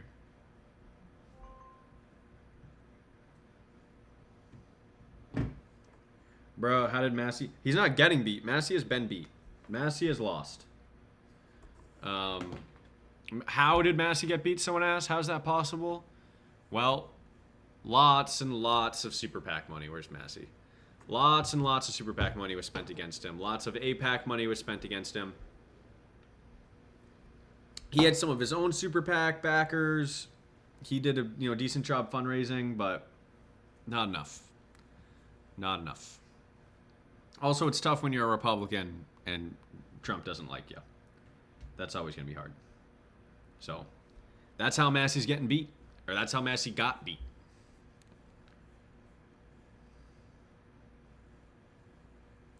I have no prediction on Massie's next move, but I mean, if he ran as an independent, I think he would have a decent shot. I think it's about if he wants to do that. But we'll see.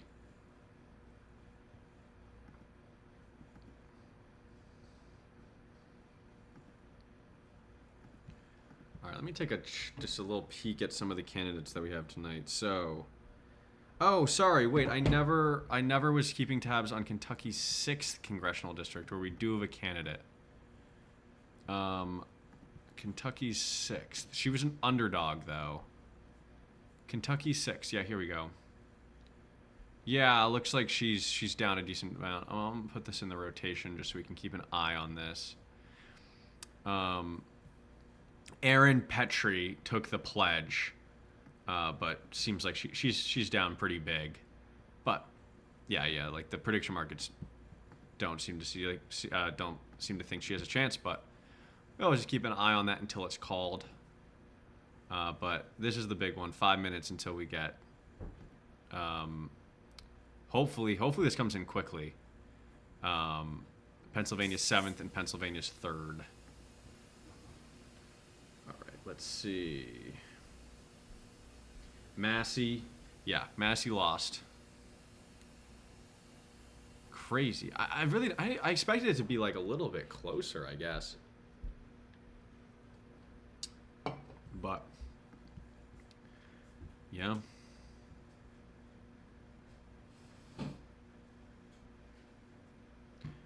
Are the Indiana midterms today? No, yeah, those were May 5th.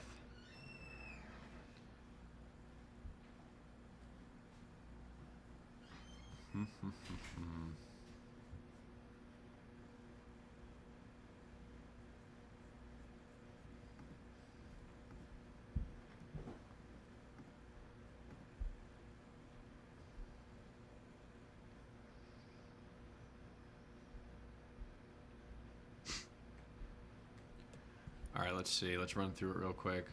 4 minutes. All right, looks like Everton Blair is going to lose. John Williams is running unopposed. William Compton's going to lose.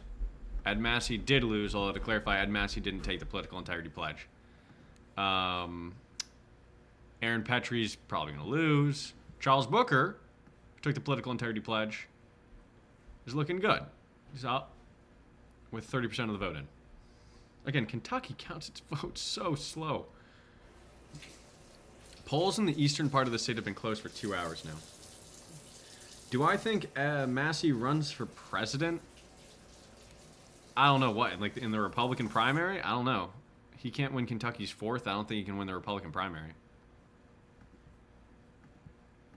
And I don't think that he would be able to beat out, like, and so then would he run as an independent? I don't know. I think that'd be kind of tough.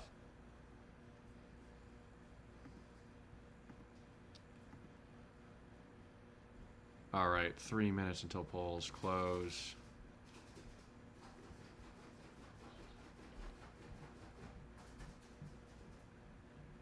Do we have a website? Ooh, do we have a website for governors? Someone said. Do we have a website for governors and stock trading bans?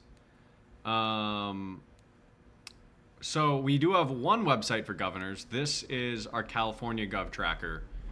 The thing with governors is every state is different. Every state reports their campaign finances differently. So that's just a challenge for us to try to build like one system or one database. But we do have this one up. It's at cagovtracker.com. And then as far as tracking the stock trading ban, we actually have this handy dandy tool on the Integrity Index. So if you go to integrityindex.us and you go to track, here you can see the co-sponsors of HR 5106, the Bipartisan Congressional Stock Trading Bill, the Restore Trust in Congress Act. You can see these pale dots are who's not signed on. So you have a bunch of pale blue dots and some pale red dots. And then these dark dots are the folks who have signed on. So you can see it's bipartisan. Both parties, the Democrats are doing a better job right now. You can see that 15% of Republicans in the House are signed on to this bill. 85% though are not. And then almost half of Democrats are signed on to this bill. The other half is not. And then you can look through and see who's supporting this bill. And then which members of Congress have not yet signed on. And then you can look at some other stuff like who doesn't take corporate PAC money, right? We're still working. There's a few bugs here. There's 8 Republicans that don't take corporate PAC money. Andy Biggs, Paul Gosar. I'm not sure this is not accurate. We have to update this tool because I'm pretty sure that some of those don't. But it's it's close enough. I mean, none of these folks take a bunch of corporate PAC money. Paul Gosar. Yeah, like he has $1,000 of corporate PAC money. I think that's real. Yeah. So yeah, we have to update that. That might be based off like an old data poll or something. But yeah, this is integrityindex.us. So yeah, if you want to check out some of that stuff, it's fun to play around with. And then if you wanted to see what elections are coming up, who's running in them, you can go to the 2026 midterm section. So today, May 19th, we can see we have our Alabama, Georgia, Idaho, Kentucky, Oregon, Pennsylvania. But then you can see, California is coming up. And look at how many districts there are. It's crazy. But yeah, all the way until the general election, November 3rd. So yeah, feel free to poke around there. All right, it is 8 p.m. Polls have closed in Pennsylvania. Again, this is the biggest election of the night. Pennsylvania's 3rd congressional district. Let's do a quick preview on what's going on the 3rd. So, Chris Robb and Sharif Street both led the way on the candidate fundraising. Sharif Street, 7% of his donations came from small individual donations under $200. Only 7. Chris Robb, 30% of his donations came from small individual donations under $200. Sharif Street also took some corporate PAC money and holds some stock. Chris Robb doesn't hold stock, doesn't take corporate PAC money. He took our political integrity pledge not to hold stock, not to take corporate PAC money, and also to get big money out of politics. Alice Stanford is also in this race. She's taking corporate PAC money. She doesn't get that much support from grassroots donors. And if we go to the super PAC section here, she's gotten $3 million of support. Alice Stanford has from 314 Action Fund, which has been used as basically a slush fund for AIPAC. Sometimes it is, sometimes it isn't. In this case, it looks like it is being used in that way. So yeah, he's up against a lot of dark money in this race. $3 million of it, but he's the only candidate who's taken the pledge, and I've got to say, I'm pulling for him. No votes have been counted yet, but polls are now closed in Pennsylvania. The other candidate in Pennsylvania who took the pledge, Bob Brooks. Bobby Brooks. Oh yeah, and then let me pull up Pennsylvania 14th, because we have a guy running unopposed, which is the best, because it's just a free win. Who doesn't love a free win? Pennsylvania primary, U.S. House. I don't want the contested ones. Show me the freebies. Let's put that in order. Hey, they called it. We got another win. David Bradstock has won with 0 votes because he's running uncontested. He joins John Williams as our other winner tonight in the uncontested category. A win is a win. For someone who is asking how to feel less depressed about the state of politics right now, celebrate the wins even when they're kind of fake. What about PA 10? Ooh, do we? I don't know if we have anyone in PA 10. Actually, no. You're right. We do. Who do we have in PA 10? PA 10. Again, this is why I love the Integrity Index. You can just look up PA 10, and you can see what's going on in that race once it loads. Did I speak too soon? I do have a lot of tabs open now. Okay. PA 10. Do we have too many people? Are so many people in the Integrity Index right now? Jeez, it's really not loading. Okay, well. All right, there's still no votes in. Oh, we have votes. Whoa, and they all came in at once. 20% of the vote is in. Uh-oh, and a lot of it is for Alice Stanford. I'm guessing this is early vote coming in.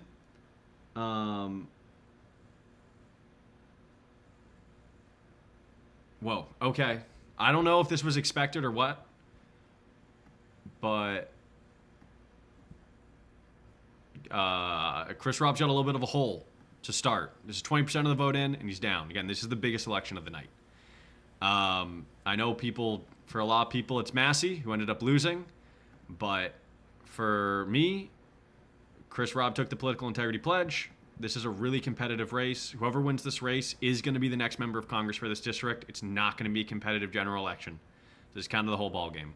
And we have votes in Pennsylvania's 7th congressional district. Bob Brooks is leading the way there, and he took the political integrity pledge. So we'll see. Ooh, that's stressful. Wait. This might be loaded again. Where's PA 10? Yeah, okay. I don't know why I was down for a second. PA 10, Justin Douglas. Yes. Okay, I'll pull up this race as well. Justin Douglas took the pledge. I think he's a pretty big underdog, but let's just make sure that we're also taking a look at that. Oh, here it is, PA 10. Okay. Make sure these are in order. Yep. Is he not even on the ballot? What's going on? Maybe we have the wrong district for him, but I'm pretty sure. Wait, Janelle Stelson.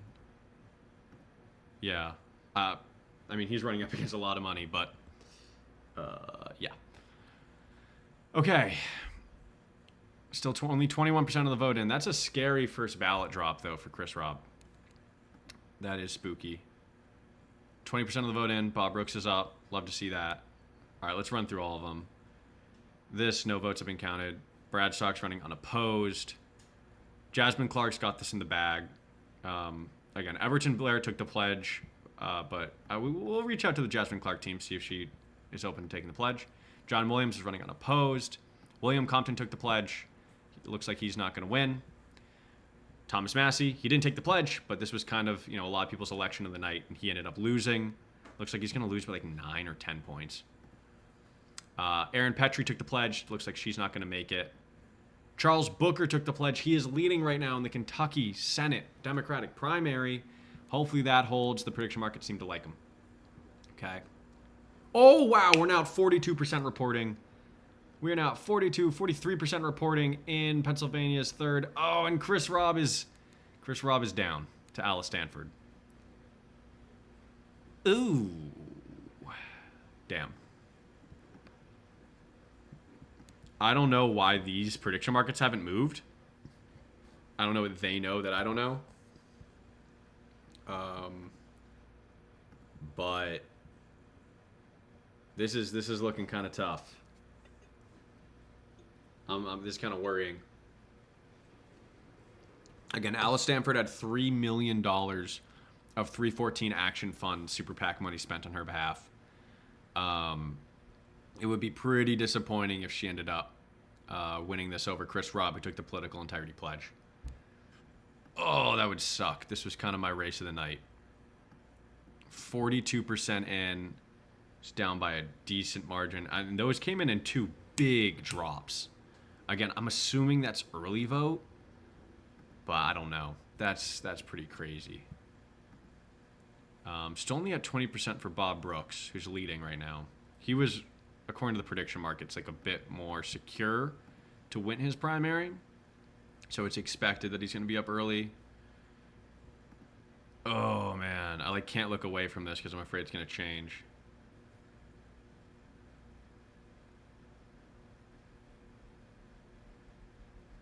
Let's see. Yeah, someone's asking if we've reached out to GOP candidates. I mean, we usually wait for candidates to reach out to us, but there hasn't been that many candidates to win their primaries that aren't taking corporate PAC money or that have really signaled that they're for overturning Citizens United. But our DMs are always open. Oh, I'm really nervous for Chris Robb, man. Yikes. We will see. Let's see if there's anything in.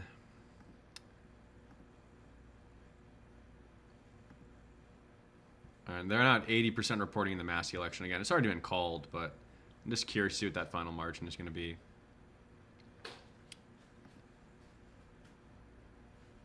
Man, this Charles Booker election seems really close. I guess it's just because the prediction markets... Yeah, I think it's because there's so much more vote to come out of Louisville that the prediction markets are so certain that Booker's going to come away with this, even though he's only up by a percentage. Oh, man, it's so scary since both vote drops came in Pennsylvania's third. They came in 20% at a time. And it just hasn't moved since. I'm afraid this is just going to move all at once. And again, Chris Robb's in a hole right now.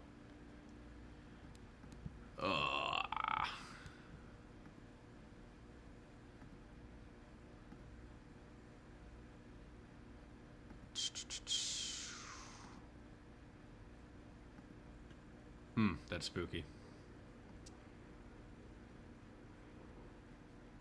What's the political integrity of the candidate leading the Robb election? She doesn't get much grassroots support at all, small in the way of small individual donations. She's also taking corporate PAC money, which is rare for a primary challenger. And she's had super PAC support that's been linked to AIPAC. Bad. Not good. Not good. And Chris Robb, totally clean, took the political integrity pledge.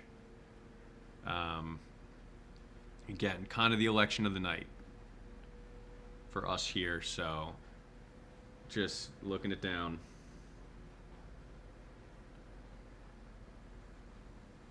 Yeah, Thomas Massey lost.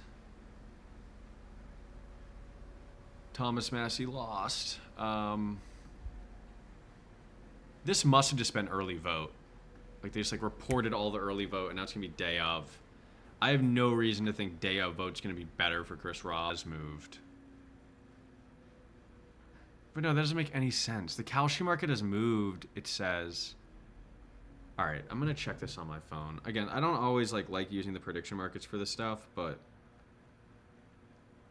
Um, there's no way that Sharif Street, they're giving Sharif Street a better chance than Alice Stanford. Alice Stanford's up. Like, what do they know? It must just be old. This is PA3.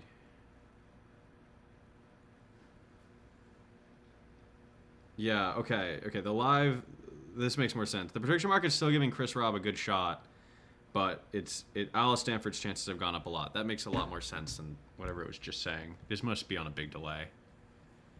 Yeah, nothing, again, it must have just been early vote. Nothing more in from Pennsylvania's 7th or 3rd after those two big drops. It went up to like 40% basically immediately. Polls only closed 12 minutes ago. So not exactly sure how, I'm not sure how quick we're going to get those results. Any GOP members take the pledge? Not yet. We've had a few independents. Well, we had one person in a Republican primary take the pledge, but they were a Democrat. They're like trying to screw up the primary or something. But no Republicans yet. You know, overturning Citizens United just isn't as popular on the Republican side of things. So we don't really, like, that's one of the pledges, and we just, again, also, like, I think in the algorithm I'm not hitting all of the like conservative politicians and whatnot. So I mean that could be a reason why. But again, like anyone can take the anyone can take the pledge. And that confuses folks. People are like, I don't like this person. Why are they taking the pledge? It's like, dude, anyone can take the pledge. Like literally anyone, as long as they do the 4 things and are running for Congress and have raised $25,000. You have to raise some grassroots money.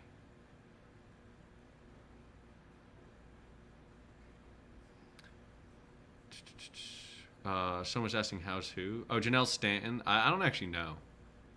In PA10. Is that like a competitive one? Nah. Oh, it's going to be a close one. Oh, she's taking corporate PAC money. Let's see if this is. Yeah. I mean, they're like local corporate PACs, but it's not a great sign. I mean, not too much. I mean, it's not awful.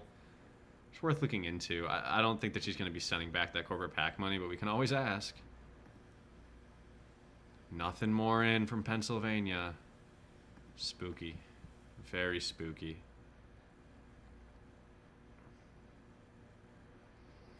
What are we going to do with politicians that took the pledge and end up violating it? That's going to be a lot of fun. And you will all be involved in it.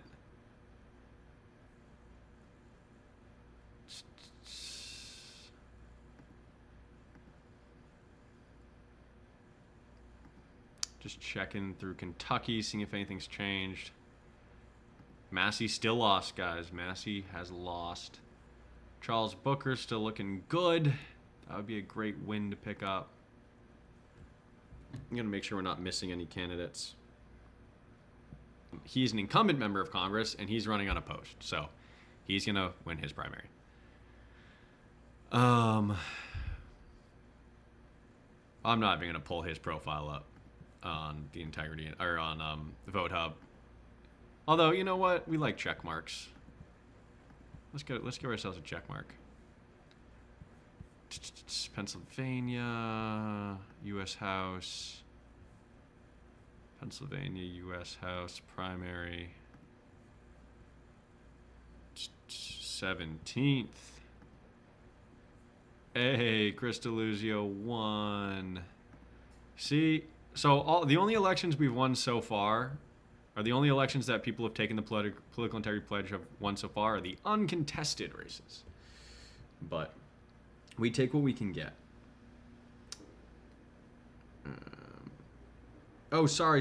Yes, PA1 I was supposed to be tracking. Sorry.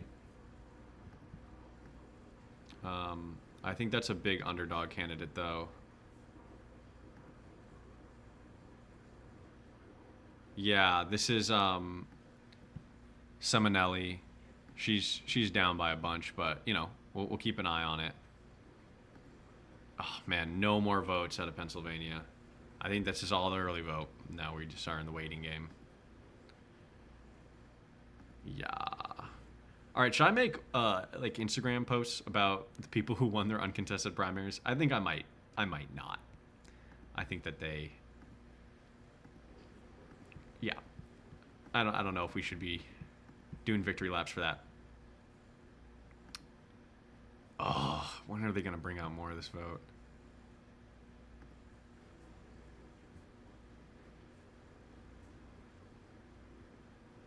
Kentucky done pissed me off, someone said. Well, I mean, it's not all bad. Where's Kentucky? All right, in Kentucky, I mean, the real elections that like matter in Kentucky today were the Massey election, which Massey lost. He got unseated. But the good news in Kentucky is Charles Booker took the political integrity pledge. He's running to replace Mitch McConnell. He's leading in the primary right now. The prediction markets like him. So I mean that's good. So you know that could be a win in a competitive election for someone who took the political integrity pledge. Love to see that. Drop the website. Which website? This is Vote Hub. This is the Integrity Index. This is our website, the Integrity Index. There's a donate link right here. I wonder what it does. Okay. They're messing with me. Still no more votes in Pennsylvania 3 or 7.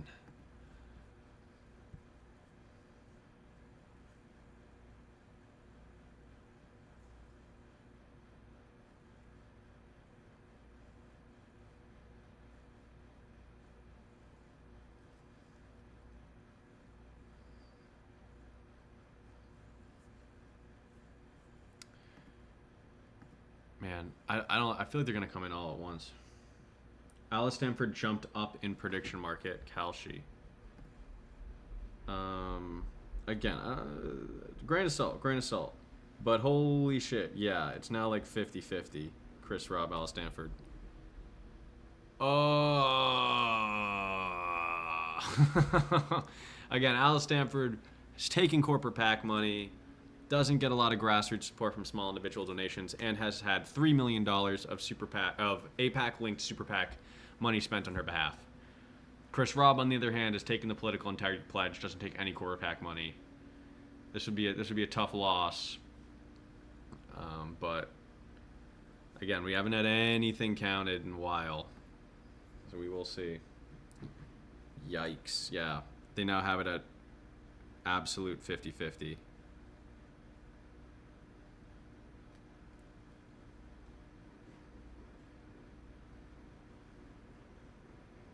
No hope for Massey. Yes. No, Massey, they've called the election. Massey has lost. So, yeah, no hope for Massey. Massey's out.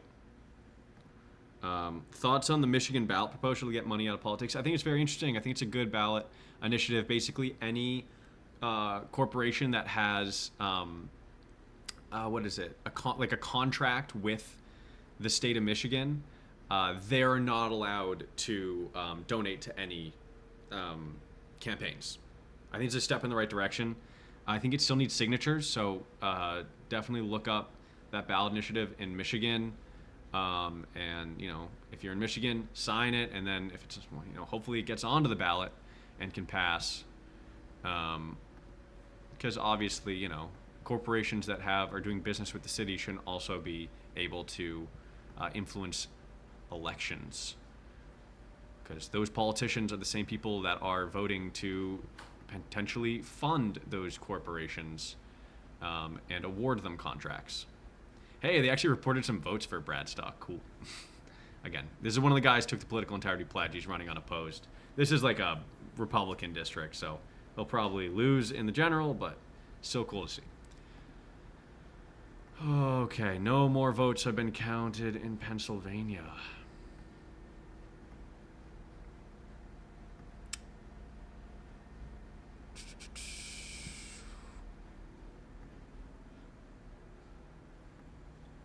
Yeah, Massey has lost.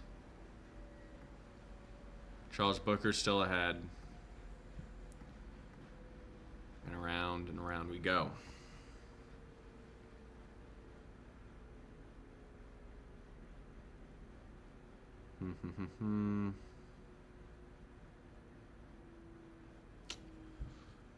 Oh man. I need them to release some more votes. Yeah, Massey lost.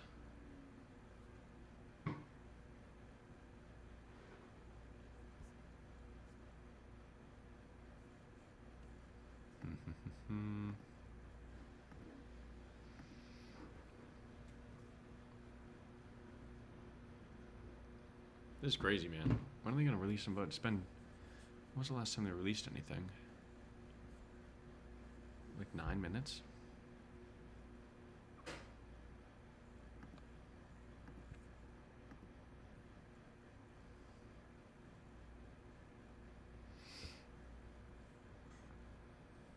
I'm surprised they even called this one, to be honest.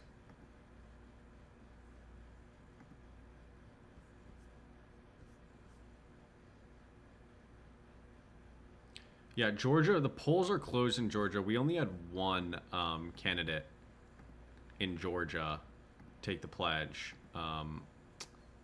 Everton Blair. He took it a bit late, but Jasmine Clark has been the favorite in this race for a while, and she's running away with it. So they haven't called it, though. Interesting. It's weird. I guess this is all just early vote. Oh, man.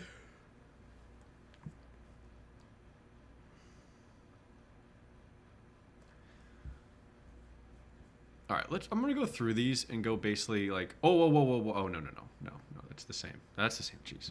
I'm gonna go through these and basically go on like, one second.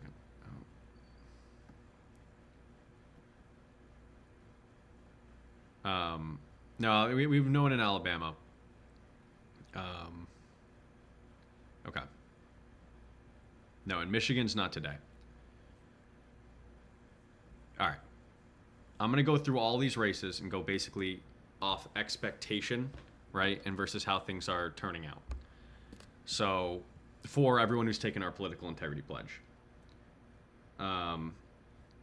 Okay, so Lucia Simonelli, she was an underdog. Looks like she's going to lose. That's not surprising.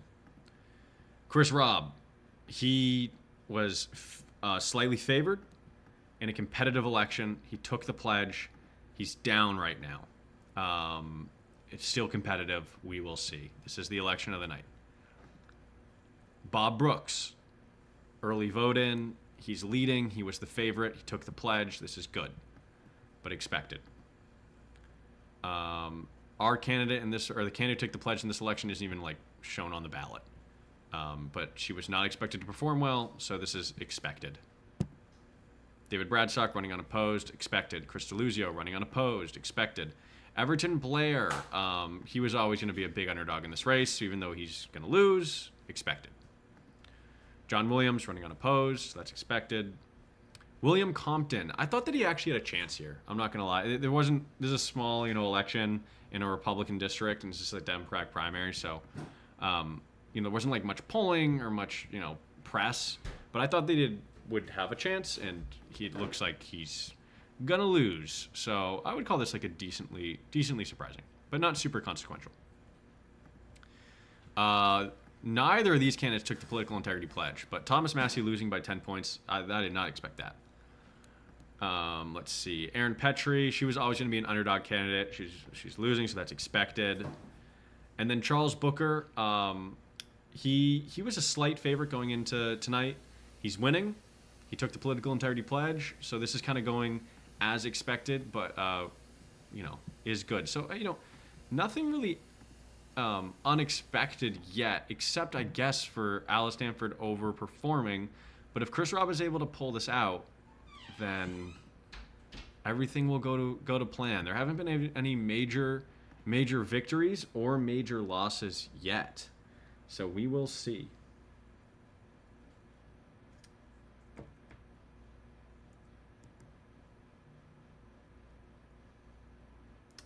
So I'm just making sure I'm looking at the chats.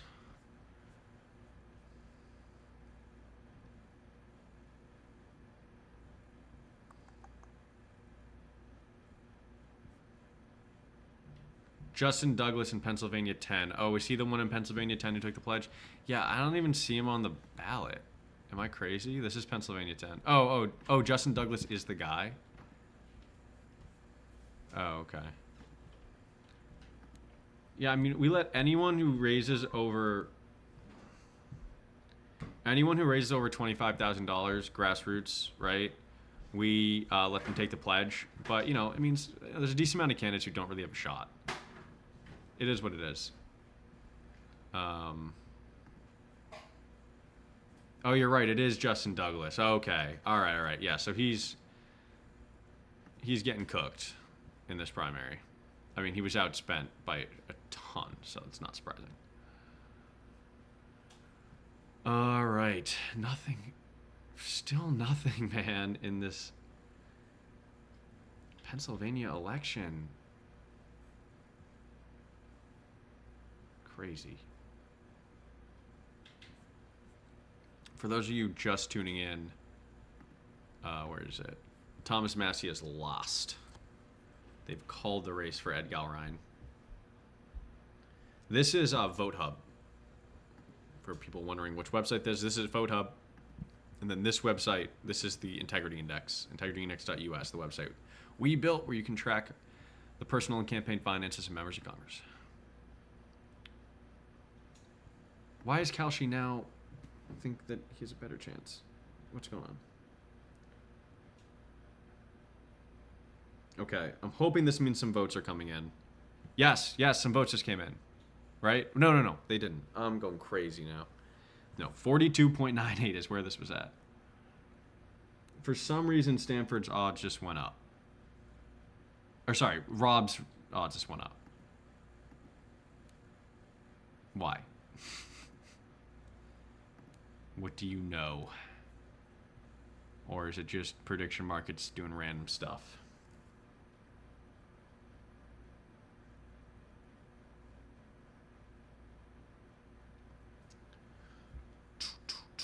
Man.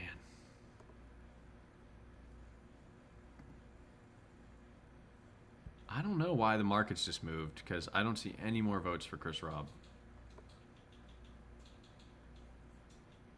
Was the guy who beat Massie funded by AIPAC? Yeah. Partially. He received a decent... Well, Super PACs, AIPAC Super PAC spent on his behalf. Both like a kind of like mega donor to AIPAC. They had basically their own Super PAC that spent like $7 million. And then AIPAC's official Super PAC also spent $3 million in support of Galrein, Massie's opponent. So, yes, funded by AIPAC. I think he also got some money directly from the Republican Jewish Coalition Victory Fund. Or just, I guess, the direct money just comes from the Republican Jewish Coalition.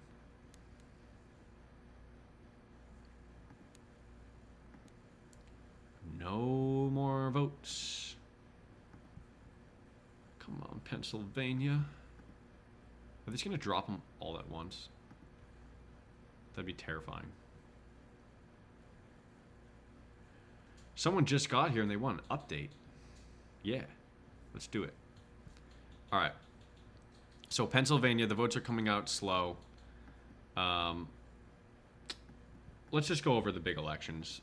So right now, Chris Robb, he's down. Why? I'm sorry. What is going on with the prediction markets? I have no idea. The odds are changing and the votes aren't, and I just can't figure it out. Okay. What's going on? Okay. So Chris Robb, who took the political integrity pledge, the early vote drop is a little bit scary, but nothing's come out for a while. So that's where we're at. We're waiting and seeing. This is kind of election of the night. Bob Brooks, also like an early drop came in and nothing's come in since. He's taken the pledge. He's a favorite. He's leading. Things look good. Let's see. Some of the other more like competitive ones. In Georgia's 13th, Jasmine Clark was the favorite. She's going to win. She didn't take the pledge, but I think we'll reach out to see if she's open to taking the pledge. She hasn't taken any corporate PAC money yet, I don't believe. Everton Blair took the pledge, but it looks like he's going to come up well short. In Kentucky, Thomas Massie lost his election. Neither of these candidates took the pledge, but this was just like the craziest election today. Like there's just so much money spent in this election, and Massie lost. And then ongoing, Charles Booker, who took the political integrity pledge, is neck and neck right now with Amy McGrath. Again, Booker took the pledge. Things are looking good. The prediction markets like him just because of where the votes have been counted. Like a lot of Louisville hasn't come in yet. So wait and see there. 40% of the vote in, 42% of the vote in. But this would be a great win for a political integrity pledge candidate if Charles Booker's able to pull this off. So we will see. So our eyes right now, again, the Massey election is over.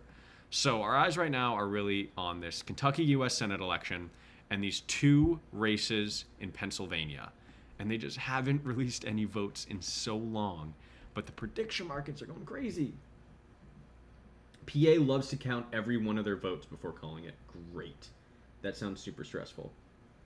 How much do you think the Trump endorsement helped push Gowrine versus the AIPAC money? It's interesting. I mean, like, hard to know. But like a Trump endorsement in a Republican primary is definitely gonna help, right? So, you know, can't say for sure.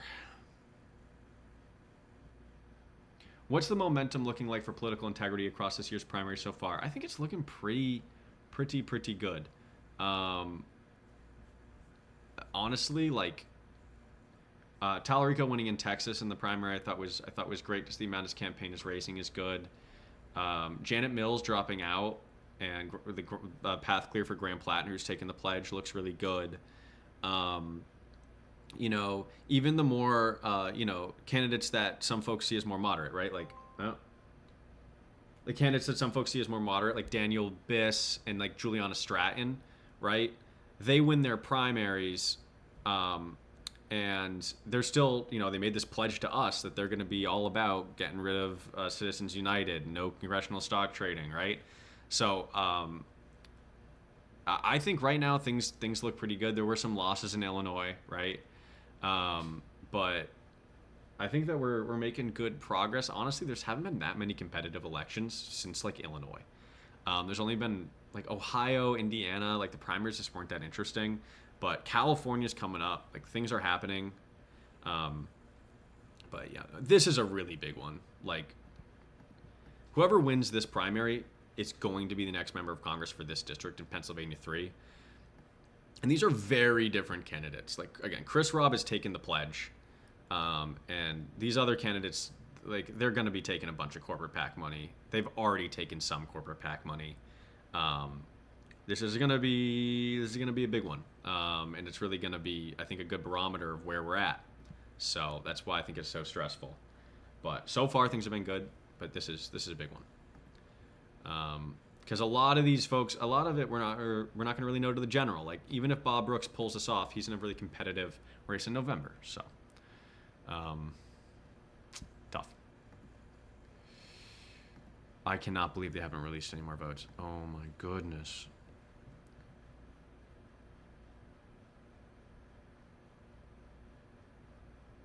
Oh yeah, and then the Kentucky. Oh yeah, Massey lost. Massey lost, y'all. Yeah. This Kentucky Senate race would be like a huge uphill battle. Whoa! Holy shit. Okay. All right. This is why the prediction markets had Booker up by so much. Big vote drop just came out of, Louisville. And he just went from only up like a percentage to up 6 points. He's now ahead by 10,000 votes. Charles Booker, it's looking good. I wonder, one or two more vote drops, they might end up calling that for Booker, and he would be the first. Wait, was this true? He'd be the first candidate to take the political integrity pledge to win his election night that was actually running against somebody. Because we've had some wins from, let's see, where are they? David Bradstock and Chris DeLuzio and there's one John Williams, but they weren't running in a re-election. So that would be a great win. So hopefully this stays strong. But again, all eyes on Pennsylvania. Why do they say there's an update? I didn't see any more votes.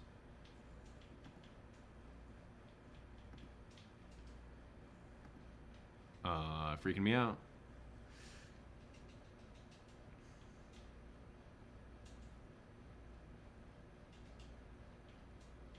It's not good that the face of this whole thing just lost a $32 million ad campaign.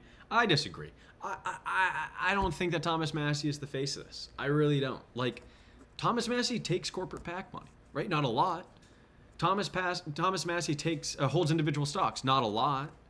Thomas Massie isn't even a co-sponsor of the bipartisan congressional stock trading ban. Like, I think the perception of him for a bunch of folks is that kind of like integrity lane. But I think he could have done a lot more to really get in that lane. Like, he really should have been the type of candidate that would have been eligible for our pledge, but he wasn't, right?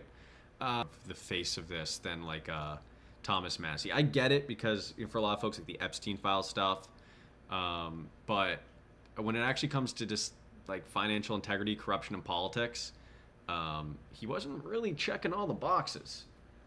So, oh man, still nothing. Making me hold my breath in Pennsylvania.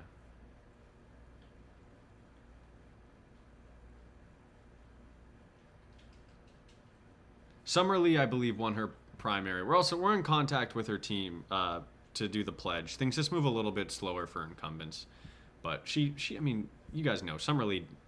She doesn't hold stock. She doesn't take corporate PAC money. She introduced the bill to abolish super PACs. She's gonna be fine. It's just like a timing thing, hopefully. We have heard back from some members of Congress. They're like, we don't do pledges, and it's like, well, great. You're gonna have a lower score on the integrity index. I don't know why you don't do pledges. But we're open. We have, I think, 6 members of Congress, like incumbent members of Congress, have taken the pledge so far, and then we're in contact with the 7th and 8th right now. That hopefully will be coming in the next, like week or 2 weeks. So we'll see. Oh my goodness, why aren't they counting more votes? Things are still looking good for Charles Booker in Kentucky, but I want to see more votes out of Pennsylvania. Is there any update on the race in California 48? I mean, even though early voting is going on, we're not going to know anything until June 2nd. What website am I using? This is VoteHub, and then the integrity index is over here. This is where you can see everyone who's running and all their personal and campaign finances and all that cool stuff. See if they take corporate PAC money, yada yada, integrityindex.us.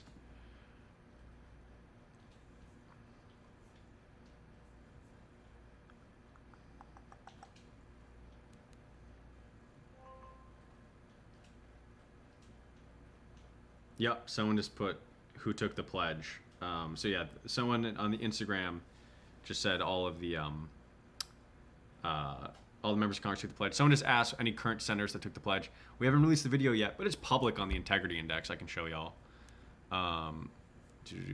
These are the incumbents, right? So Ed Markey in the Senate took the pledge, which really helped out his grade, because he doesn't always get the most like grassroots funding. He's been in Congress for a while and the Senate for a while, but he doesn't take corporate PAC money. He doesn't hold stocks, and so he's now got a nice B. What's up with his personal finances? This is just wrong. He has net assets. They're right here. I don't know why it's not counting up there. We'll figure that out. But net worth doesn't go into the formula unless they hold stocks, and he does not hold individual stocks. He just holds like mutual funds and stuff. So, go Ed Markey. Oh shit. Is that more? Wait. What?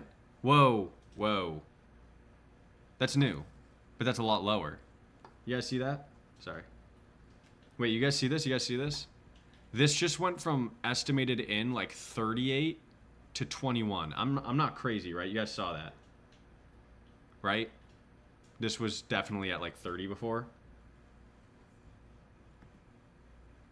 That makes a lot more sense. I was confused. Yeah. Now I can't remember. I think that those vote counts are different.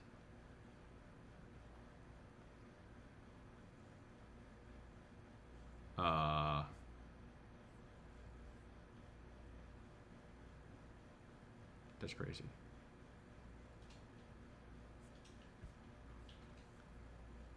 I don't know what's going on there, if I'm being real. I mean, the less vote that's been counted, the better. Here, let me check on my phone. Like,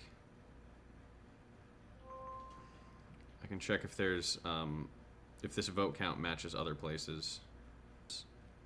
Huh? That's really weird.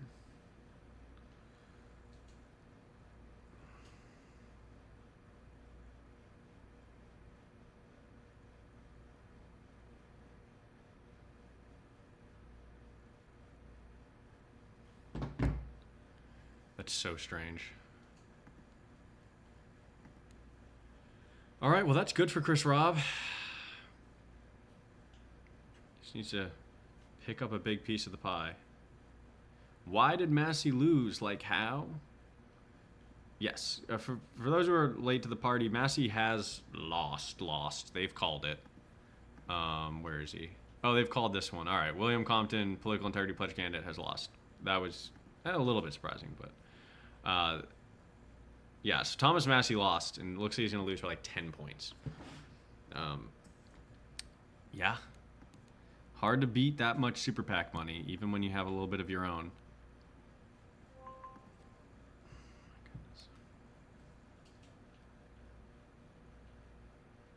Stanton 1 PA 10.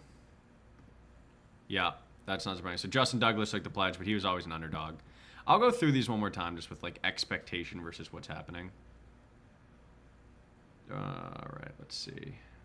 Now, the money doesn't win every time, but money helps. Especially when you're not... I think Massey was struggling to make the... He was either struggling to make the argument that he was the more financially clean candidate, or it just wasn't a narrative that really mattered in that election. But I think it's going to matter in a lot of elections in the country. Okay, so let's go through all these elections. So these are all the candidates who have taken our political integrity pledge.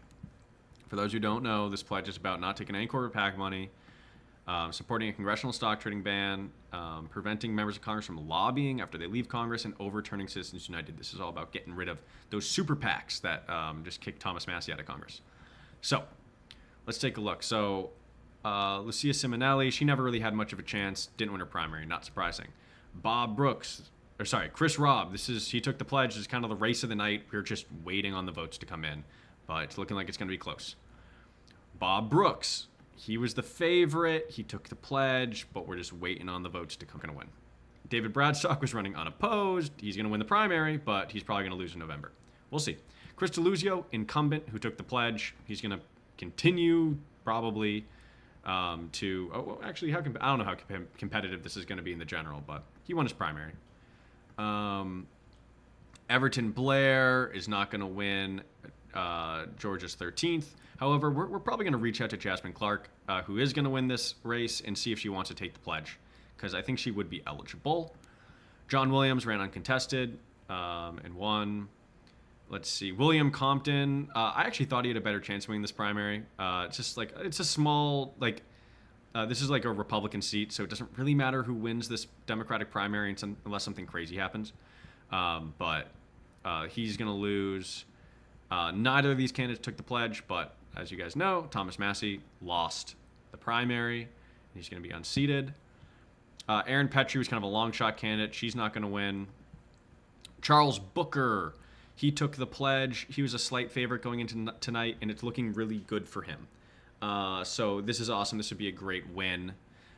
So if you go through all these, there's a lot of candidates that took the pledge that didn't really have a chance of winning, and that didn't win. Not surprising. I think the candidates who were competitive, like Charles Booker, being in a position to win is awesome. And then it's all about Chris Robb and Bob Brooks. So as far as candidates who had a chance of, a real chance of becoming a member of Congress going into tonight, those three candidates would be Chris Robb, Bob Brooks, and Charles Booker, right? Charles Booker has a lot he would have to do in the general election, but those are the three. And it's in that order. If Chris Robb wins this primary, he will be the next member of Congress for this district, okay? If Bob Brooks wins this primary, he'll be in a coin flip, super tough, but it will be close, but he has a really good chance type general election, right? And then Charles Booker would be like an underdog in November. But those are the three going into tonight who had a real chance of becoming a member of Congress. And so far, they're all alive. So we will see. We will wait and see until we just get some vote out of Pennsylvania, but it's just not happening. All right. Brooks went up to 38%. Says who? Oh my goodness. Whoa. Okay, so there is vote. Yay. Hey, guys. Bob Brooks is still leading with, going only 33% of the vote in. But this is good to see. That's great to see. Bob Brooks took the pledge. It's going to be a really close race in November, even if he wins. But he's a firefighter. Love to see that. All right. Okay, wait. Is this true? Are the prediction markets now like really happy about Chris Rob's chances? What's going on? Yeah, now the prediction markets are back to saying Chris Rob is a great shot, even though no more vote has been counted. Although there was this error where it said that there was 40% of the vote in, and now it says there's only 20. We're just going to have to wait and see. Oh, yeah, how much poll do I think Governor Shapiro has? Didn't Governor Shapiro, who did he endorse? He endorsed either Street or Stanford. I think it was Sharif Street. Do I have that right? Hey, whoever just voted for Bob Brooks. Hell yeah. Yeah, endorsed Street. Yeah, I mean, I don't know. Endorsing Sharif, I'm not a big Sharif Street fan, just with their funding. Yeah.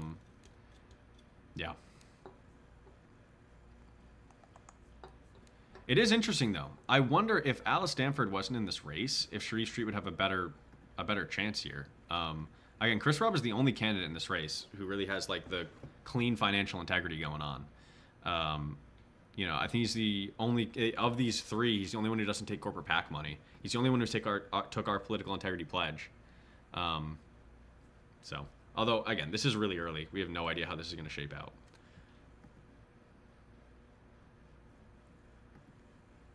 Ooh, 55% of the vote in Kentucky. Charles Booker still with a nice lead. Love to see that. Again, these are the big three. These are the people going into tonight. The three people who going into tonight had a chance of becoming a member of Congress. A real chance was Chris Rob, Bob Brooks, who just got some more votes, and Charles Booker. All right, we're still waiting. What is the current stock trading ban I can call my member of Congress to vote for? I would call your member of Congress and I would tell them to co-sponsor H.R. 5106, the Restore Trust in Congress Act. And I would also tell them to sign the discharge petition. It's discharge petition number 11. And remember, it's the Restore Trust in Congress Act. If they say, oh, don't worry, I've already co-sponsored the Restore Trust in Government Act. Say, no. I didn't say the Restore Trust in Government Act. I said the Restore Trust in Congress Act. It's a different bill. And the difference is one of them is supported by Democrats only, and one of them is bipartisan, right? The bipartisan bill, the Restore Trust in Congress Act, theoretically has a better chance, in my opinion. Although, tell them to co-sponsor both, and if they're a Democrat, tell them to co-sponsor both and sign on to both discharge petitions.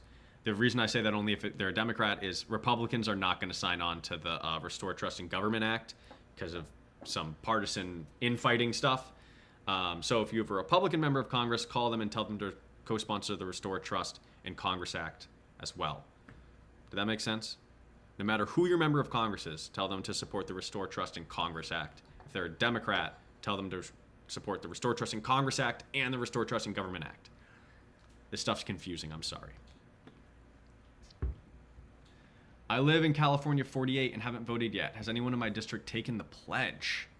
Let's see. CA 48. That's how easy it is. You just go to integrityindex.us, and you just look up your district. And yes, Abel Chavez has taken the political integrity pledge. So California has jungle primaries, meaning everyone's going to be in the same primary. The top 2 vote getters are going to go on to the next round. I would guess, based on the fundraising, that they're a pretty big underdog. It's also a Republican district, R+7, and they're a Democrat.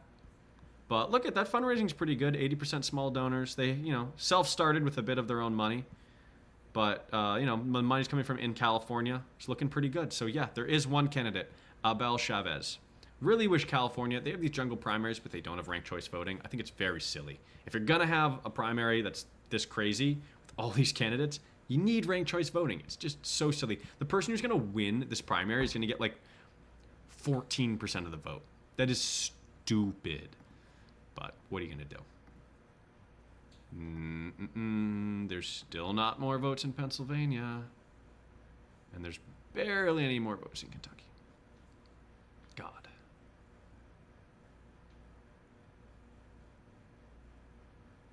Soykot Chakrabarty has taken the political integrity pledge. Weiner has not taken the political integrity pledge. Soykot, though, like, all of his money's self-funded. So he's taken the pledge, but we're about to release these, like, the candidate grades. We're hoping to do that soon. And I don't think he's going to get a good grade. Look at this, 93% loans. This is all, like, the self-funded stuff. Like, he's raised, like, $350,000, like, pretty grassroots money, but he'll probably end up getting, like, a C or something. Because, it's good. Like, no corporate PAC money, great. Stock trading ban, he says he's going to, sell all these stocks or put them in a blind trust. Fantastic, right? He's going to support these policies to get big money out of politics. Good stuff. But, like, it's self-funded. Like, I don't know. It's not perfect, but, at the end of the day, if he supports the policies and he doesn't take the corporate PAC money and he doesn't hold the stocks, I'm good with that. Is this a real corporate PAC or is this miscoded? Yeah. So Scott Weiner already takes the corporate PAC money, and although he's funding more from individuals, it's a lot of big checks. So that's what's going on in that election. Nothing more in Pennsylvania. Ugh.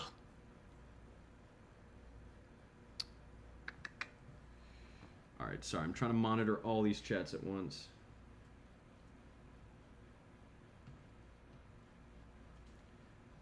Massey loss is an end of an era.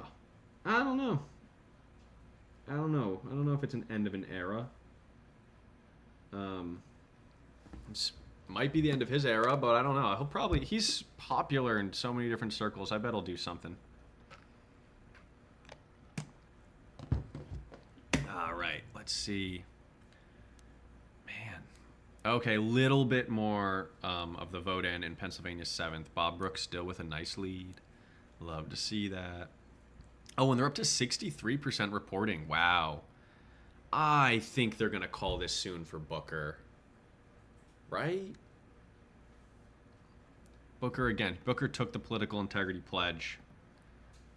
He's up by like almost 9 points, 20,000 votes, 62% reporting.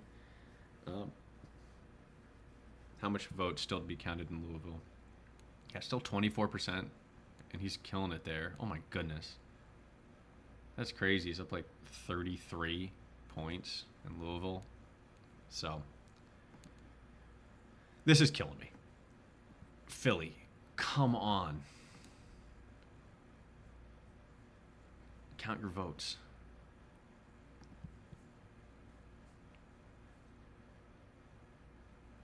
Are we going to make an issue of pushing in-state versus in-district money?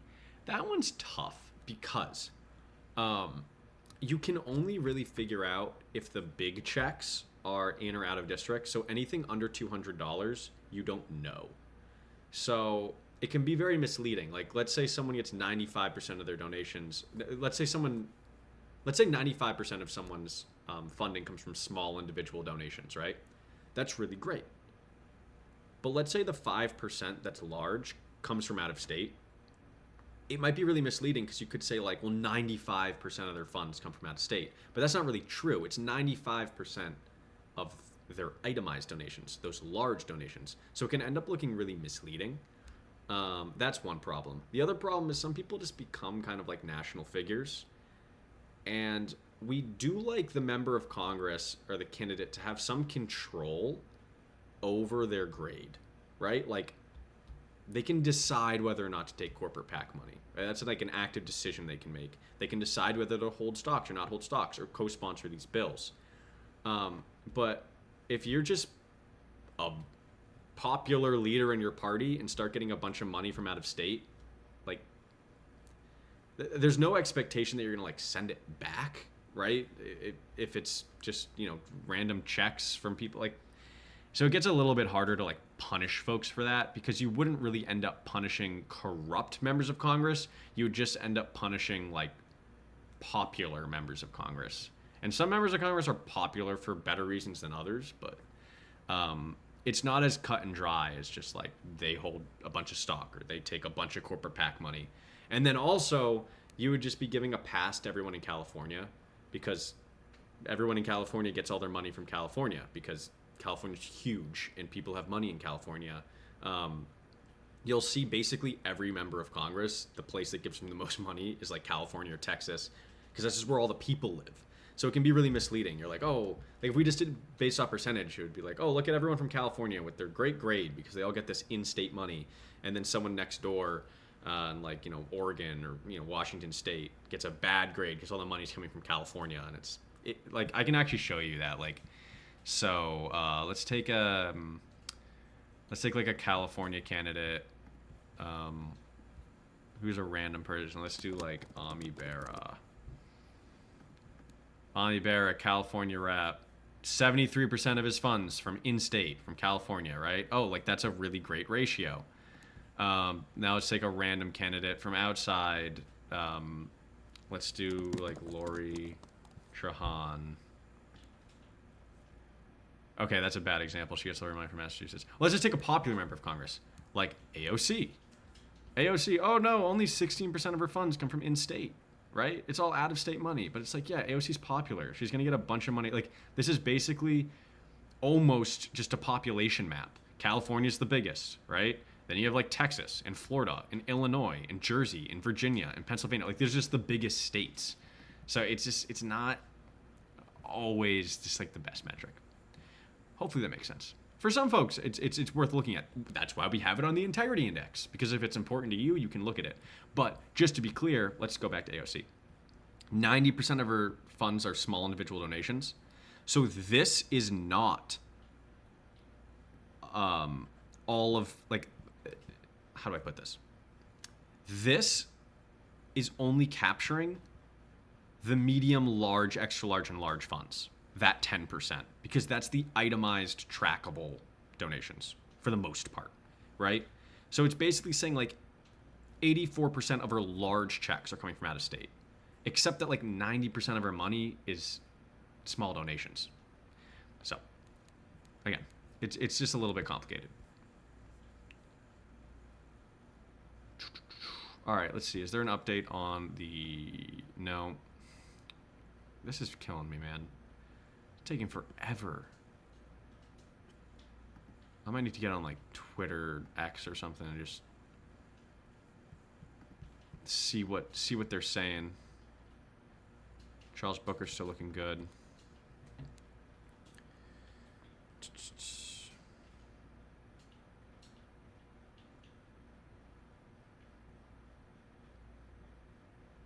Massey can't run it as an independent. Oh, do they have like sore loser laws?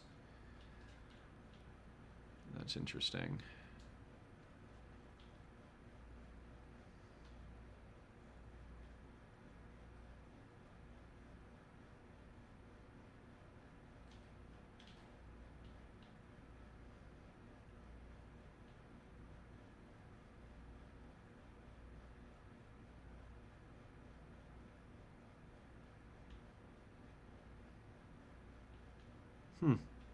That's cool. One of the candidates who took our political integrity pledge, Maureen Galindo, who's in, she's running in a runoff election in Texas. said some really messed up stuff. Apparently, Track APAC just released something. Um, she's a like she took the political integrity pledge. I think she's like Track APAC endorsed. She said some kind of extreme stuff. So the Track APAC is revoking their endorsement of Maureen Galindo. We don't do endorsements, so I guess she'll stay on the integrity index. I don't know. We've always said anyone can take the pledge, no matter how, whatever. Oh right, she's not even on the integrity index. She's only raised like $4,000. Yeah, that's a little crazy, man.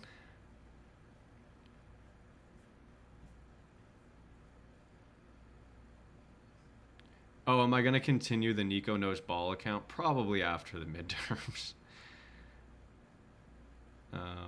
Yeah, Massey lost. Massey lost, y'all.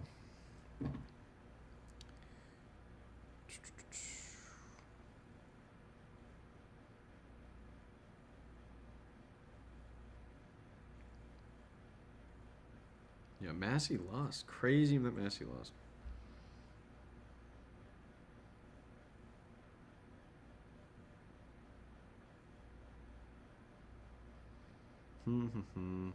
What I always find funny, just to rant for a second, is sorry, I'm just making sure no more votes coming in. People like complain in my comment section, why aren't you talking about this candidate or that candidate? And I have to level with them a little bit and be like, well, because this candidate doesn't have any chance of winning. They haven't like raised any money. And then they all get mad and they're like, no, you need to talk about them. Like, they actually do have a chance. You can't listen to the polls. And then it's election day and they get like 2% of the vote. And it's like, yeah, like if it was months before the election, maybe. But if it's the day before, or like the week before, and they don't have any money and they're not polling well, it's like they're gonna lose. And then everyone's like, well, Mamdani was polling at 1%. And it's like, yeah, 6 months before election day. It doesn't just happen overnight. Like, it's not how it works. But yeah, always get to be a little bit vindicated on election day. Oh, I know they're going to call this soon. I'm excited for it. Charles Booker.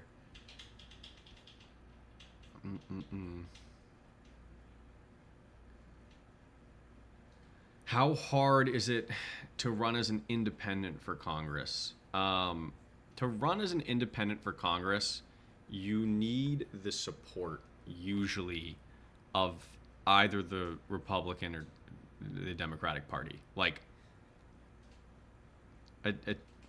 you can't really run and win as an independent if both parties are also funding and running candidates. But if one of the parties realizes that they could get a more moderate voice in, by supporting an independent, that's really how you get independence. Or you get people that are to either to the right or the left of their party. We don't really see this in the Republican Party. It's a pretty far right party, but in the Democratic Party, you'll have someone like Bernie Sanders, right, who's not doesn't identify as a moderate, right, but does identify as an independent in caucuses with the Democrats, right? But you're not really going to see people, again, run as independents and win elections unless either one of the major political parties is kind of, taking a step back for them to take a step up, if that makes sense.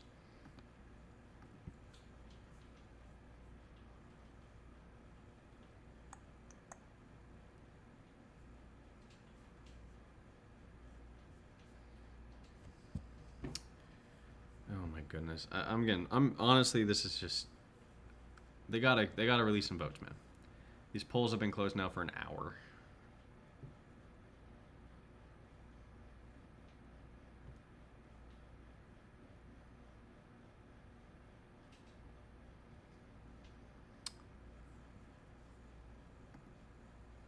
Okay.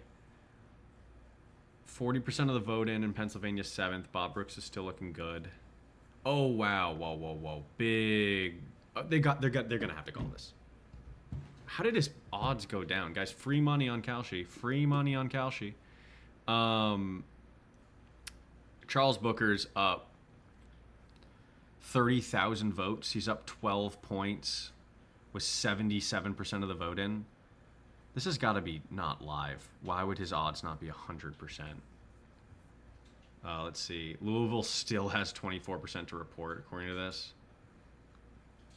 I mean, this is looking really good for Charles Booker, who took the political integrity pledge. This would be a great win.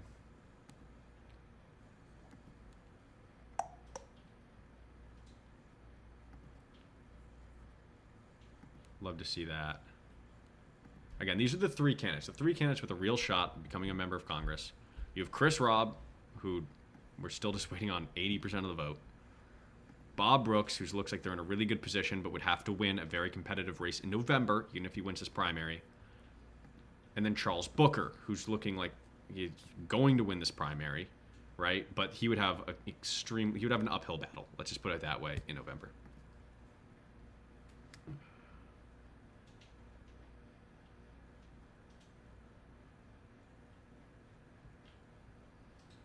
I wonder how, we're going to get some lame duck months from Massey, though. Massey, who lost. Let's pull that up. Massey, who lost, he's going to be in Congress, until the new year. So I'll be interested to see how he legislates as a lame duck if he doesn't want to run for anything else.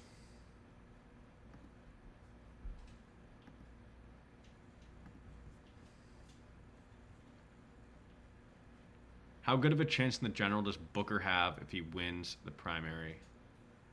We have two questions about two different Bookers. I'll answer the first one first. How did Cory Booker's score go from an A to a C just from earmarks? The answer is Cory Booker took an unprecedented amount of earmarked funds from AIPAC in just one cycle. I think he took like $800,000 of earmarked AIPAC money in one cycle, like really just in 1 year, which is wild. So I think his score went from like an 88 to a, because the A is like the old formula. So his score had already only been an 88. And then with all the earmarked funds, when we started counting those and tracking those, I think he's now down to like a 78, something like that. His score is held up by the fact that he doesn't take the corporate PAC money, he doesn't hold the stocks and all that. And then as far as Charles Booker in Kentucky, his chances of winning the general, I mean, that would be really hard, right? A Democrat winning a statewide election in Kentucky. Oh, they called it. Charles Booker won the Democratic primary. Let's go. All right. This is great. This is fantastic. Charles Booker took the political integrity pledge, wins the primary. They've called it.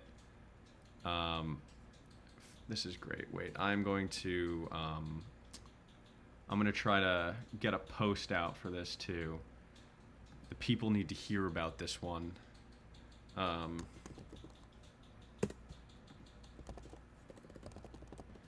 I'll make sure to keep talking to y'all while I do this. Okay, so still no vote out anywhere else, but we can just focus on this a little bit. So Charles Booker took the pledge, commanding win here. As far as the general election, let's pull up this general. It's gonna be tough. Senate. Okay. General. So you see he's down like 7 here. This is one poll that was done all the way back in December. Against Barr. This is Barr. So Barr's the one who's going to win. They have him down like 10 points. This is in December, though, and it's been a more favorable environment for Democrats in recent months. So I don't know. It would be a big uphill battle. But, the narrative of, having financial integrity, I think could go a long way. So we will see. All right, let's see. I made sure to save some of these graphics so that they're ready. I can let everyone know that Charles Booker won.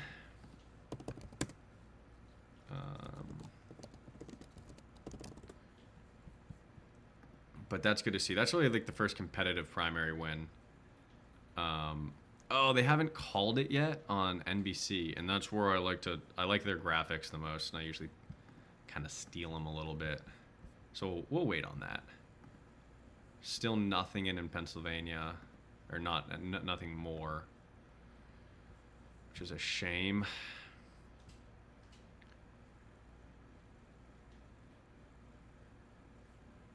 Let's see.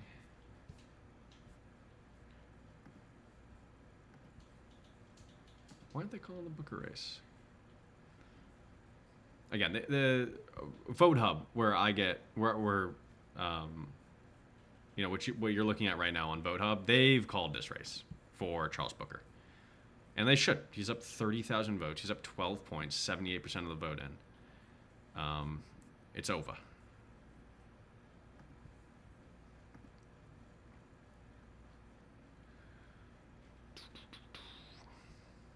Again, he's the first candidate, a political integrity pledge candidate, to win tonight that like actually had a competitive race. We had some folks who like literally aren't running against anyone, like David Bradstock and Chris Deluzio.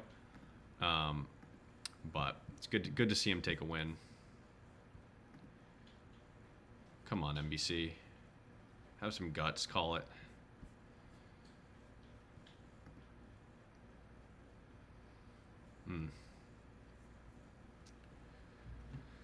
I wonder if the internet's talking about when we're going to see something out of Pennsylvania, especially Pennsylvania's third.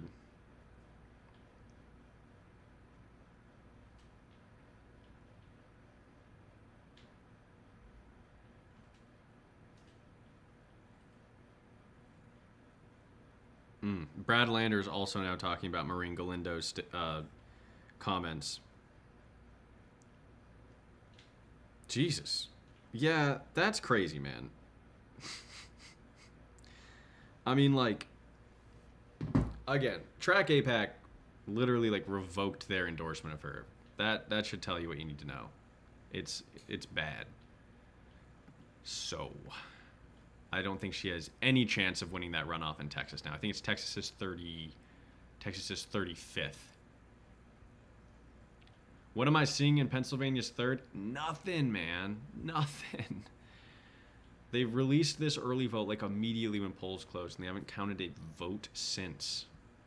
It's been crazy. Oh, okay. More votes are in for Pennsylvania's 7th. Bob Brooks extending his lead. Love to see it.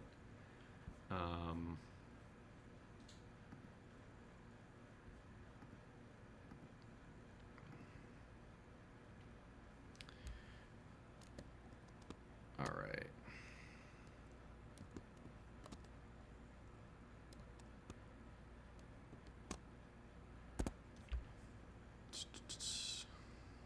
Yeah, but there's still just nothing out of the third. I can't believe NBC hasn't called this yet. It's so over. Oh, if I'm seeing anything out of the ordinary, no, I have no idea. I mean, because the thing is, it's just one county. It's just Philly, right? So, unless I look at, I mean, there's other. I'm trying to think. I can't remember the name right now. There's another website that gets a little bit more granular, but like I even then I wouldn't know exactly what to look at here. So yeah, no, unfortunately, don't know.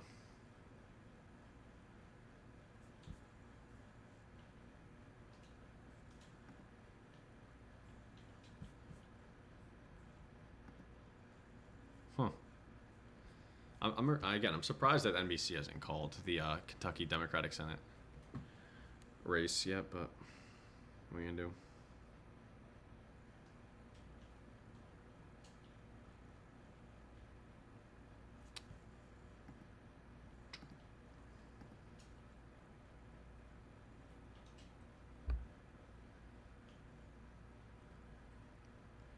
All right, sorry, y'all. I'm trying to monitor all these chats. Okay, someone wants a rundown of everything. Okay, I'll go through literally everyone, because there was a lot of candidates that didn't have much of a chance going into tonight, and there weren't many surprises. Let's put it that way. So, starting in Pennsylvania's 1st congressional district, Lucia Simonelli came in as an underdog, is going to lose. In the 3rd congressional district, this is the election that we're really waiting and watching the most, but nothing's coming in. But Chris Robb still's got a shot, so we'll see. Bob Brooks, they've now almost counted 50% of the votes. He has a commanding lead. This is looking good.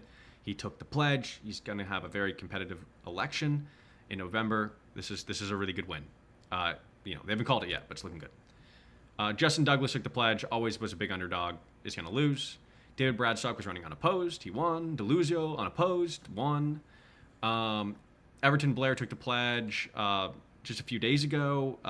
He's going to lose to Jasmine Clark, but we're going to reach out to Jasmine Clark, see if she wants to take the pledge. I think that she's eligible. John Williams ran unopposed. William Compton, I thought he actually had a better chance here, but he's going to end up losing. So, yeah, I mean, whoever wins this race doesn't really have much of a shot in the general, but regardless.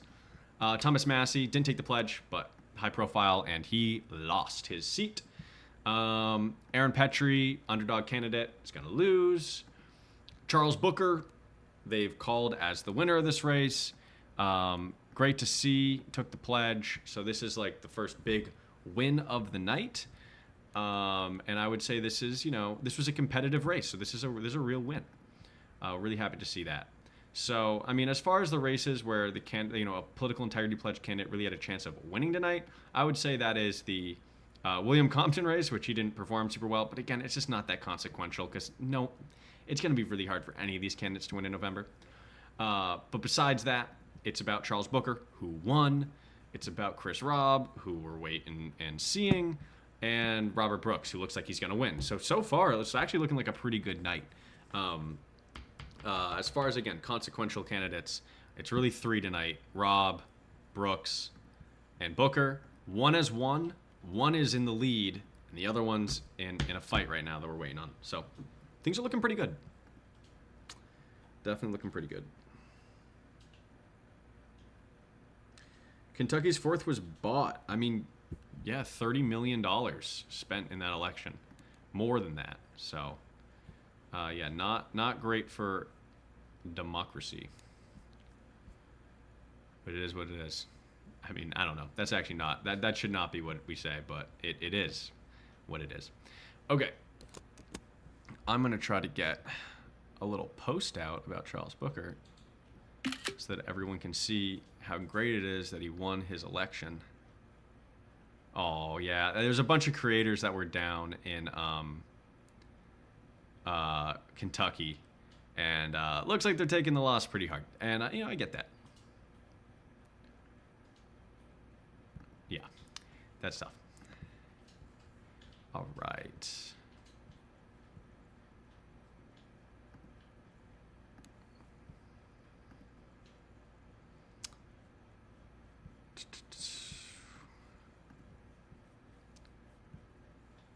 All right, let's see. I don't think we're going to get any more votes. Yeah, out of Pennsylvania's 3rd. Okay, I mean, we can keep checking this one. I hope they call that for Bob Brooks soon. That would be great.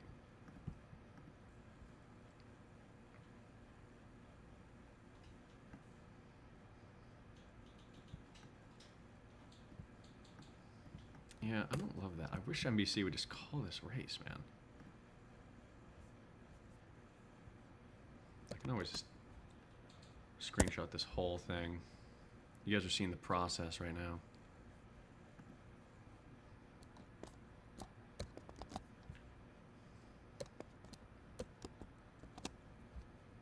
All right, let's see.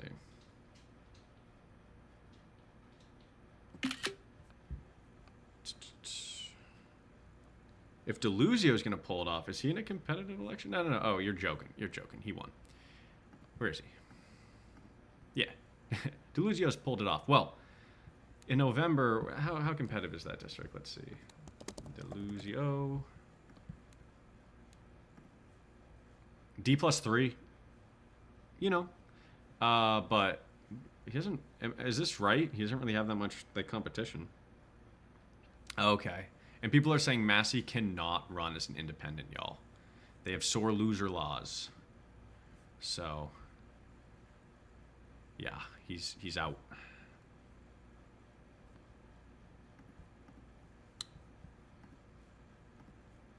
which would have been interesting. I mean, again, I wonder what his next move is politically. Don't know. You would have to ask Thomas Massie.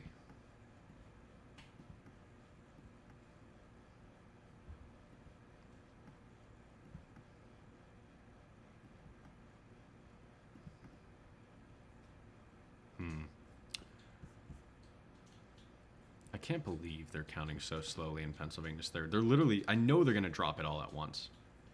Has Jeff Merkley taken the pledge? No, but I did drop off an envelope at his office that has all the information to take the pledge. So, we'll see. Okay, page 2. Charles Booker. Yes, Charles Booker has won the Democratic primary in Kentucky.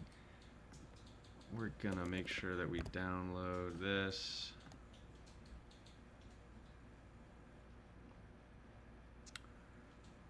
Hi, Nelly. What's the website I'm on? This is VoteHub, which is doing the best they can, but Pennsylvania 3 is just not reporting any votes, which is tough.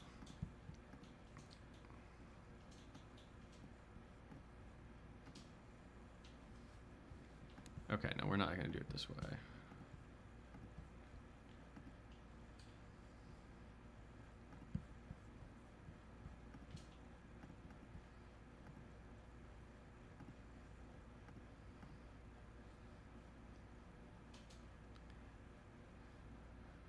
Oh man, I just can't believe. I just can't believe that they're counting so slowly in Pennsylvania. But again, so far for political integrity pledge candidates, it's a good night. Again, there's a lot of candidates that we knew weren't going to win tonight, that like never really had much of a chance. But the candidates who did have a chance so far are performing. Again, we're going to wait and see on Chris Robb, but so far I would call this a pretty good night. Someone just got here. They want to be filled in. Let's do that in a second.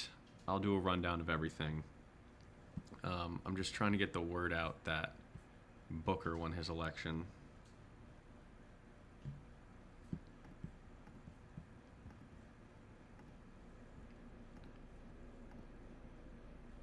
And I don't know why. There we go. All right. Daniel's out of town, so I'm doing, it's a one-man shop right now.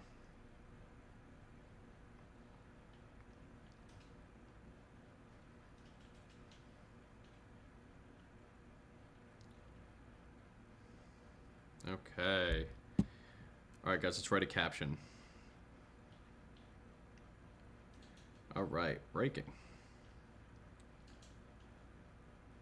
Charles Booker has won the Democratic primary. Has won the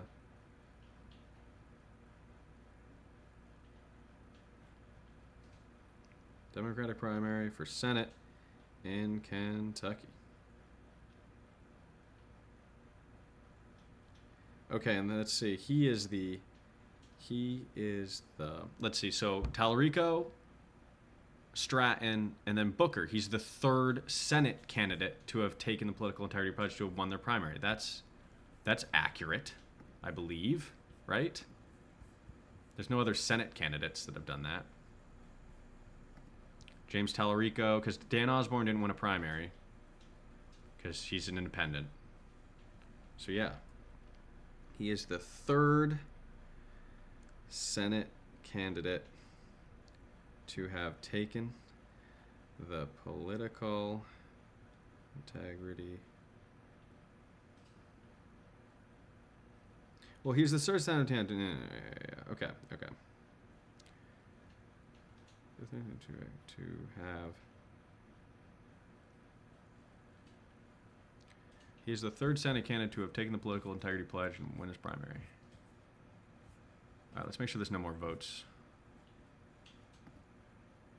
Oh, wow, there are more votes. A few more votes just came in. This could be a good sign. All right. Chris Rob's still down. But I don't think I'm crazy there, right? A few more votes just came in. That was at 21%, I think. This is going to be a close one. This is a big one.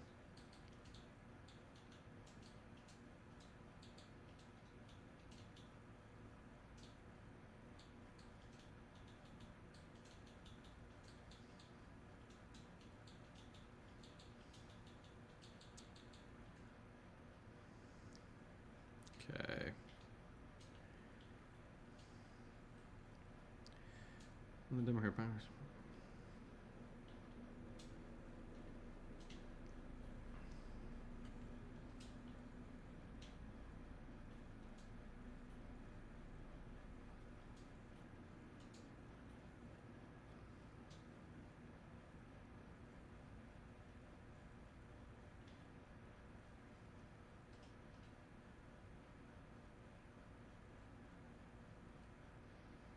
All right.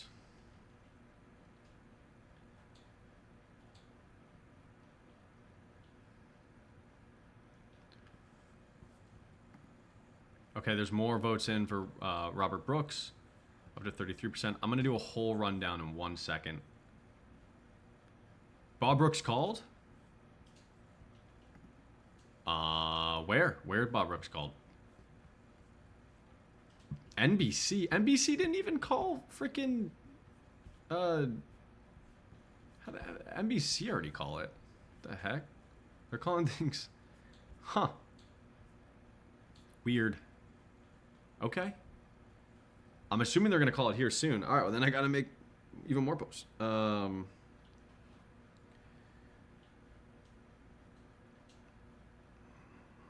right, and then I'm make sure I'm looking at both of these. Yeah, okay.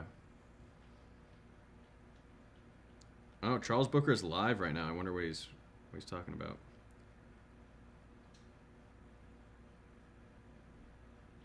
Okay. Charles Booker has won the Democratic primary for Senate in Kentucky. He's the third Senate candidate to take the political integrity pledge and win their primary. Okay, we've tagged 2 people. We are going to post this on Threads and Facebook and our story. Here goes nothing. What? Okay, hopefully that works.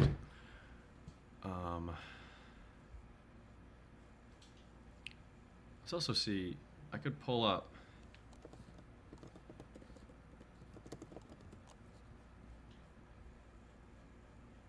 Oh, that's me.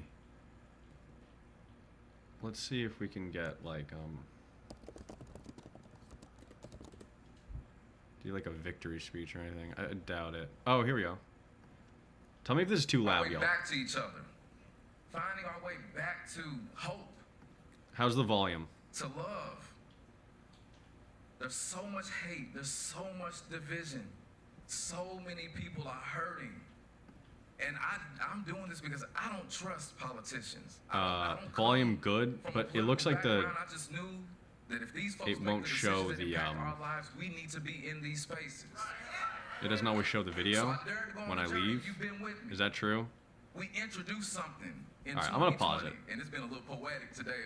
But okay, they're you know doing a victory lap. They know they won, which is great to see. Bob Brooks next, hopefully. Hopefully Bob Brooks next. Again, someone said that they called it on NBC. Okay, let me make sure I put this on my story. But yeah, Charles Booker, first win of the night. Super cool to see.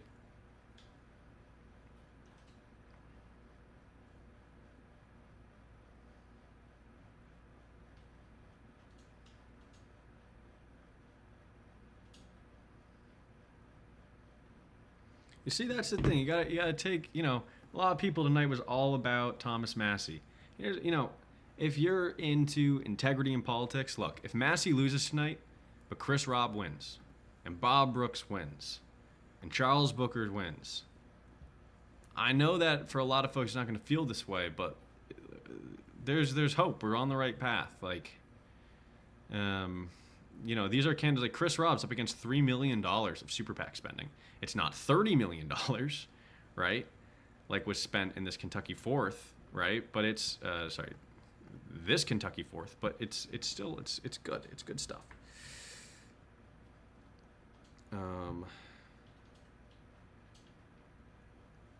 right, let me see if this is they're actually have called this Bob Brooks on NBC. NBC Bob no NBC PA 7. Yeah, why have they called it? Okay. All right, cool. Okay, so boom.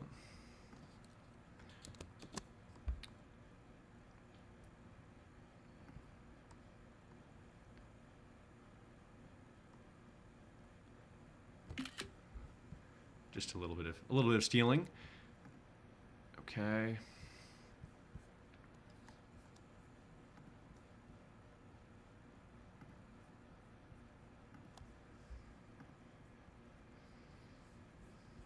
This is good. Yeah, I pre-made some of these graphics to the candidates that I thought, have a good chance. Let's put it this way. I've only made one graphic for someone who didn't win tonight. Okay? That's William Compton. If that, as far as people I thought had a good chance. So that's good, right? Only one candidate, and he really didn't have much of a chance in the general election anyways. So I would say we're in a pretty great spot right now. Again, if Chris Rob wins, it is a good night. That is a good day.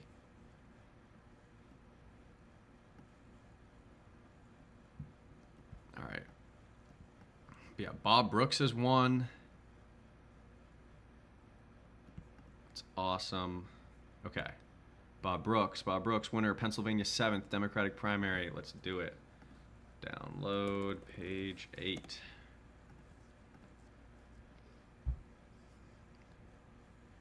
Nothing more in out of Pennsylvania's 3rd.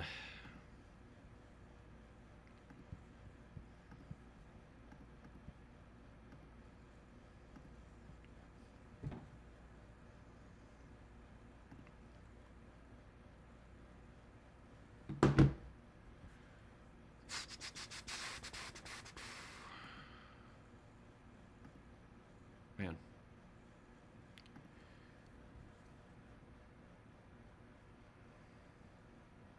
All right. Now we're going to make this other post about Bob Brooks, because Bob Brooks has also won. We are wealthy with wins right now.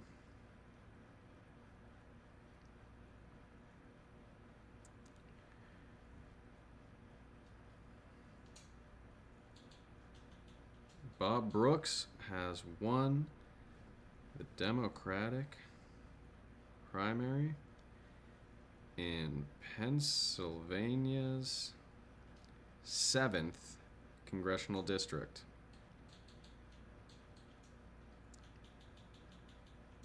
True. We don't need more of a caption than that. That's what happened.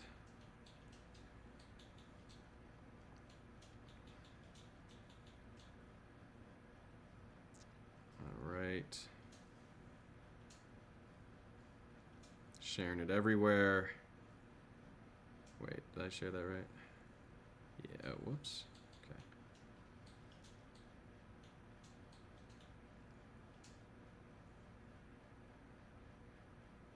Cool.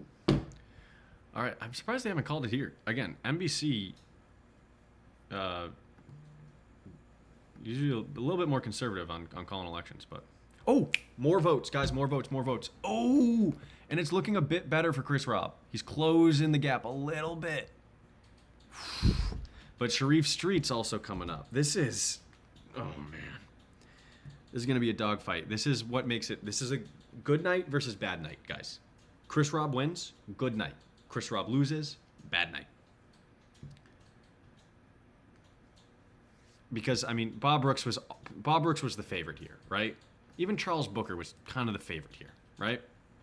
If we go to the polling, Booker's winning. Look at Booker's doing really well in these polls.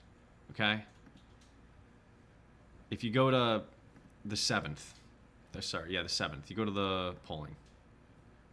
Bob Brooks is leading in the polling, right? He's leading in the polling. You go to the 3rd, what do you see? Stanford's in the lead. Sharif Street's in the lead, right? This is the competitive one. This is the tough one. Yeah. So we'll see.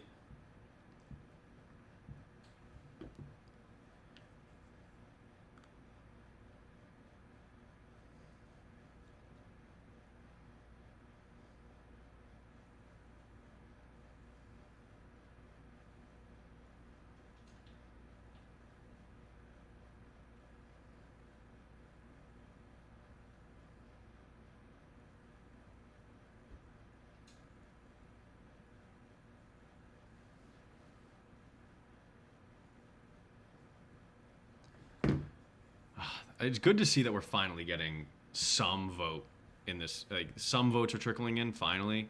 Hopefully that means that they really start picking up. But it doesn't. It means that we're not going to just get one giant dump. Okay, finally, Vote Hub also called the Bob Brooks race, so that's great. Like, 1 win, 2 wins, maybe 3 wins. Again, Chris Robb took the political integrity pledge here. All right, sorry guys. I'm going to go back to monitoring the chat.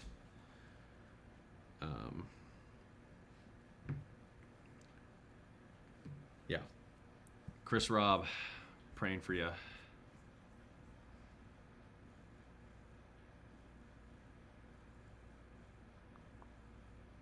Yeah, Douglas and PA10. That's one of those things where, like, people will tell you that they have a chance, and okay. This is one of the reasons we added polling to the integrity index, right? Is there's financial integrity, but then there's also this thing that happens in politics where candidates will, and I'm not saying that Douglas was doing this himself, but like candidates will be like fundraising and fundraising and fundraising for these campaigns that really have like no chance. And at some level, it becomes just dishonest, right? And I think that's why you sometimes, even though the polls aren't always right and, you know, polls can be misleading, it's sometimes good context for like, okay, is this person just running like a grift campaign, or are they serious, right? So, and social media is such a bad judge of that. Like, if you went off of social media, there's no way Daniel Biss was going to beat Kat Abigail in Illinois. Like, that was not the vibe on social media. If you were a Threads user, right? If you were on Instagram Threads, you would have not thought that James Tallarico had a chance against Jasmine Crockett. I mean, I guess it depends on your algorithm, right? But there's certain pockets of the internet, certain places where you're going to get the wrong vibe, and someone's viability is going to be way overstated.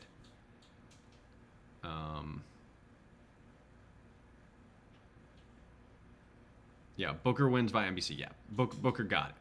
We've posted that one. So, let's see. Any more votes? Nothing. Yeah, I guess this is the last election basically that we're waiting for. How many wins do we have? We have like 2 real wins and then a bunch of like, where are they? Let's go through. Okay, we'll go through everything. Okay. Okay. So, Pennsylvania's 1st congressional district. Lucia Simonelli didn't really have a chance going into it. Didn't win. Whatever. Like, there's a lot of these where it's like we knew they weren't going to win and they didn't win. Big whoop. Okay. Chris Robb. This is the election of the night. We're still watching it. Votes coming in slow. But Chris Robb took the pledge. If he wins, it's a good night. If he loses, it's a bad night. All right. Bob Brooks won his primary. Fantastic. He is a competitive general, but he took the pledge, won his primary. This is a win. All right, we got a win. Justin Douglas wasn't going to be competitive, didn't win. Again, doesn't matter. David Bradstock, unopposed. Do you want to count it as a win? It's kind of 2 wins.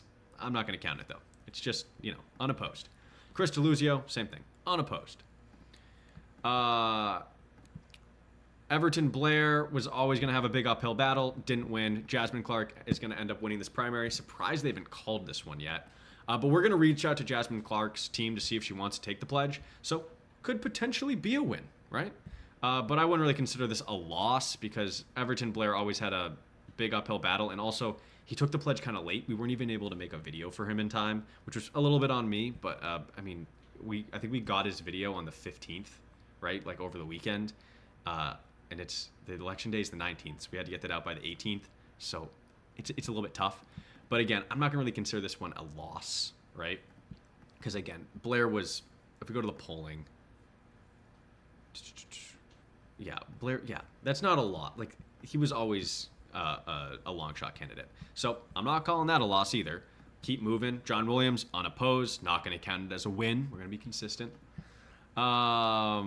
Where William Compton, I'll take this one. We can call this a loss if we want to. I thought William Compton had a better chance in this primary. Although the caveat is that this is not going to be really a competitive race for Democrats. So this is a Democratic primary, and this is kind of a red seat. So, you know, is it a loss? Well, kind of, except William Compton wasn't going to have much of a chance come November. So neither Massey or Galrine took the pledge, but this is, you know, an election everyone was watching. If you don't know, Thomas Massey has lost his election. Aaron Petrie was underdog candidate, lost. So again, doesn't really matter. And Charles Booker was going to be in a competitive primary and won his competitive primary. This is a win. This is the second win of the night, right? So far, I would say 2 wins, half a loss. Some people are saying refresh Rob. Rob is up. Yo, Rob is up. Holy shit. Okay. This is good. Look at how close this is, though. 35, 33, 30. They're neck and neck, bro. Again, if Chris Rob wins, it's a good night. If Chris Rob loses, it's a bad night. Yeah. Someone said the person who won over Compton took the ice out pledge. They might also be willing to take the political integrity pledge. Yeah, that's the other thing about this election. Is like, oh, they called for Justin Clark. Okay, that's not that. Okay. Where's William Compton? He's over here somewhere, right? Yeah. Sorry. We don't really pay like much attention to these like elections that are like Kentucky's second. Let's see. I think it might be like an R+30. Yeah, it's an R+20. So like we're not really like trying to reach out to campaigns or anything for an election like that. So yeah, like I bet that the person who won the election, where is she? Let's look her up. Megan Winfield. Why was she not on the integrity index? Did she not like raise that much money or something?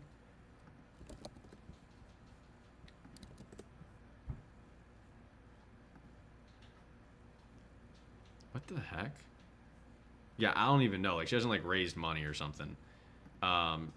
So yeah, I'm not calling this a loss. This is not a loss. Like this, no offense to William Compton, he never really had a chance of becoming a member of Congress. He might have had a chance of winning his primary, but he wasn't going to win that general election. So I'm saying no losses yet tonight. But if Chris Rob lost, that would be a loss. All right.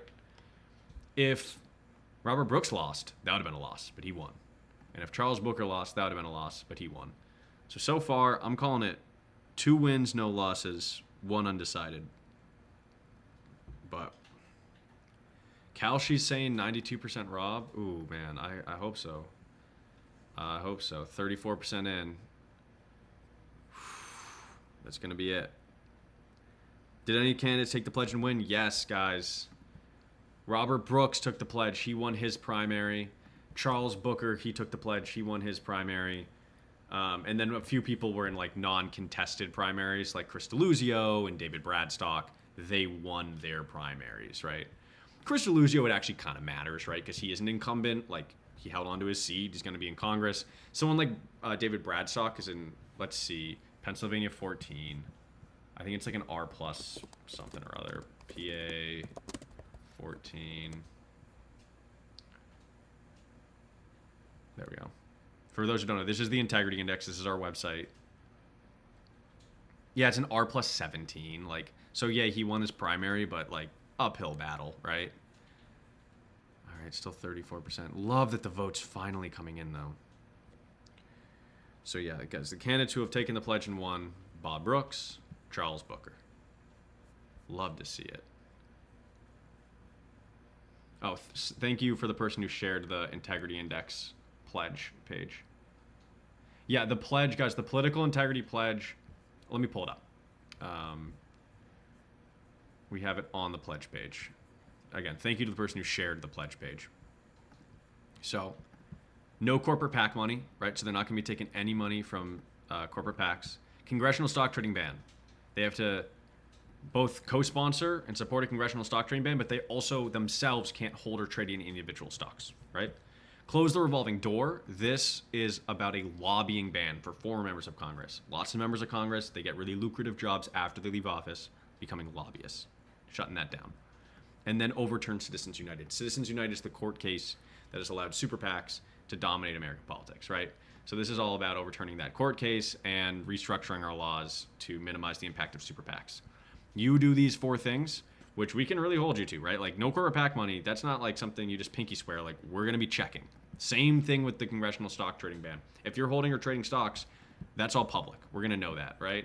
But if you commit to doing these 4 things, you can take the pledge like all these candidates. And look, a lot of these guys have won. Tallarico won his primary. Biss won his primary. Stratton won hers. Osborne doesn't have to run in a primary. But now Bob Brooks has won. Charles Booker has won. Chris Robb is leading, right? Is looking maybe good. So it's good to see. It's very, very good to see. Massey can't run, guys. Massey lost. And there's sore loser laws in Kentucky. So if you run in one of the party's primaries, you can't run as an independent. Okay.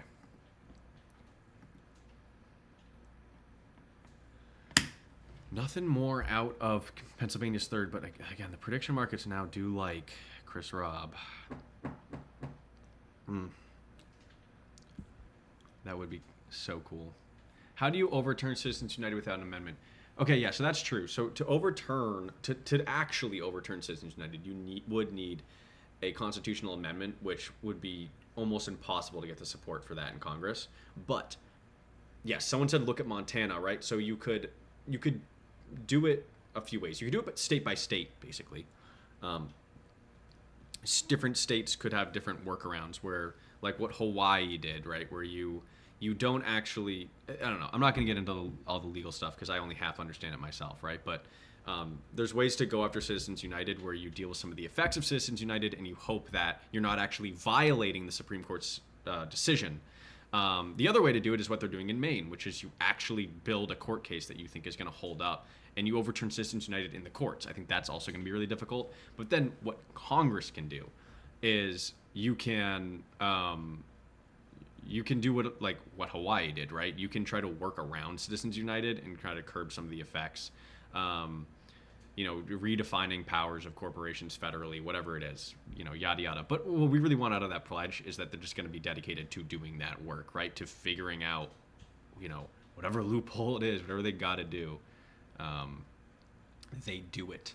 But that pledge is a little bit of a down the road pledge, right? Like stock trading ban, we could get that soon, right? Lobbying ban for former members of Congress, that's like relatively tangible. So we're working on it. But right now, I think the Citizens United type stuff, that's really up to the states for now. Like, get involved in your state, see what ballot initiatives are coming up, see how you can support maybe even financially groups that are trying to move certain things through the courts. So, yeah. Okay. Oh, people are saying there's an update in Pennsylvania's third. Oh my goodness. Guys, look at that. Chris Robb's now up 12 with 45% in. That's really great, guys. If Chris Robb wins tonight, again, that's a good night. Bob Brooks has already won. Charles Booker's already won. That would be 3 for 3.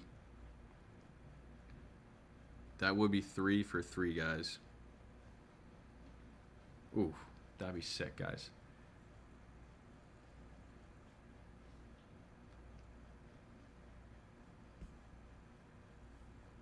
Tears of joy. Yeah, I know.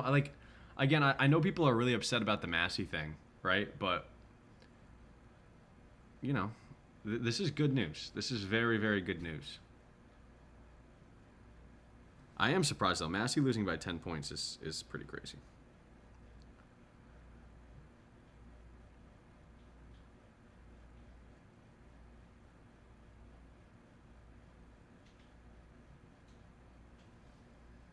Thoughts on the Oregon races? Both of the candidates there don't really have much of a shot in the general. I mean, one of them doesn't really have a shot in the primary.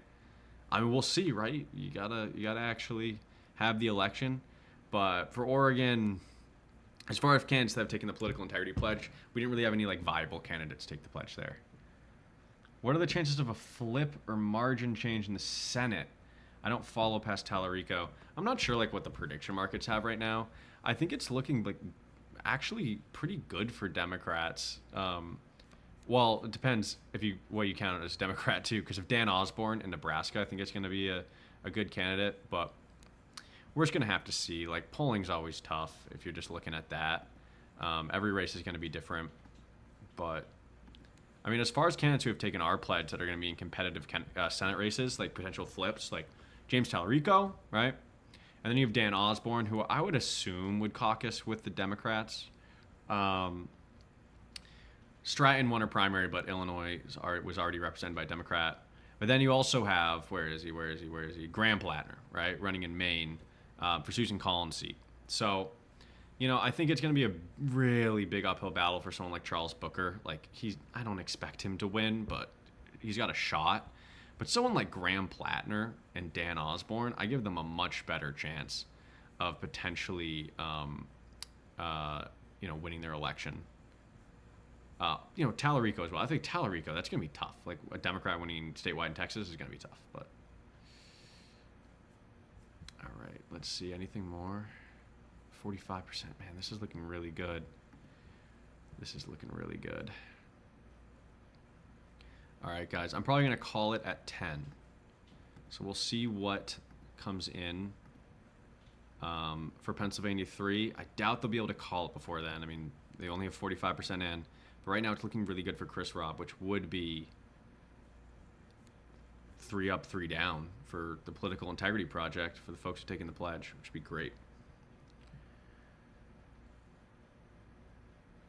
Love to see this stuff, guys.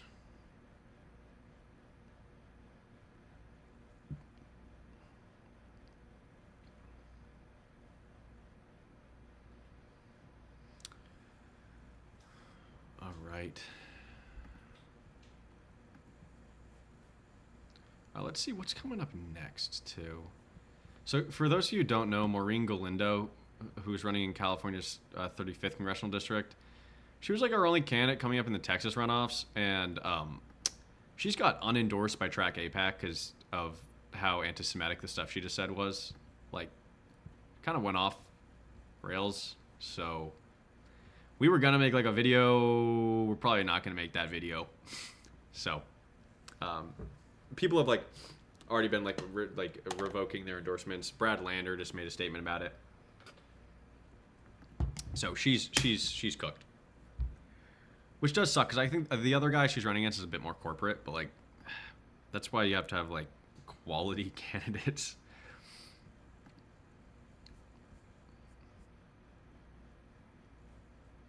Maureen Galindo, for those who are wondering. 50% votes, they're saying. I got too many tabs. Huh. Yeah, they're still saying 45% here.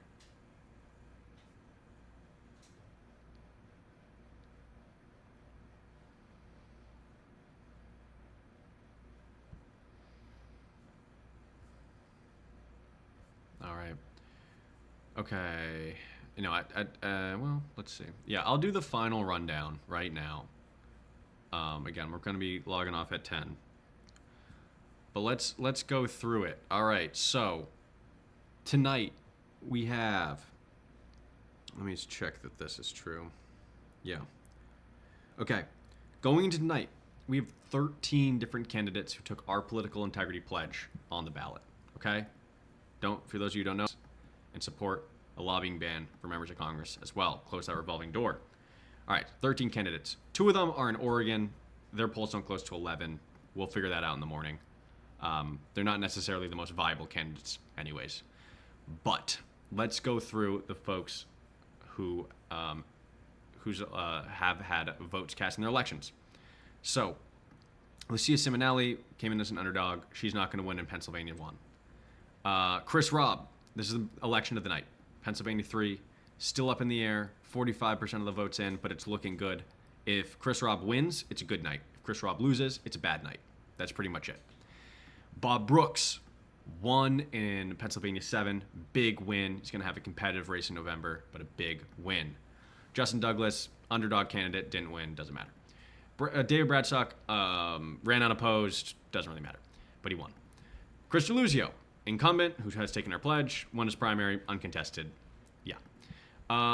Everton Blair took the pledge. He was an underdog candidate, didn't win. We're going to reach out to Jasmine Clark. She won. She doesn't take any Horror PAC money, so we'll see if she wants to take the pledge.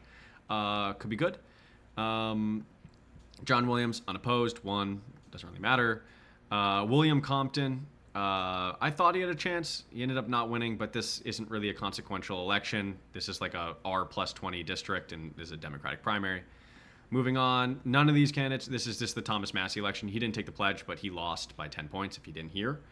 Aaron Petrie, underdog candidate, didn't win, not a big deal. Charles Booker, competitive election for Kentucky Senate, the Democratic primary. He ended up winning. This is a big win.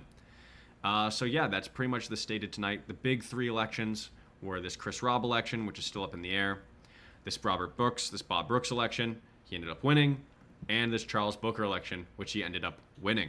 So these were the 3 competitive ones that had a political integrity pledge candidate in them with a real chance of becoming a member of Congress.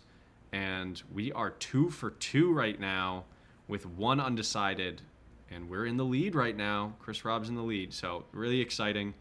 So far looking like a good night, but again, if Chris Robb wins, it's a good night. If Chris Robb loses, it's a bad night. All right, it looks like, let's just check. No candidates in Alabama took the pledge. I don't believe.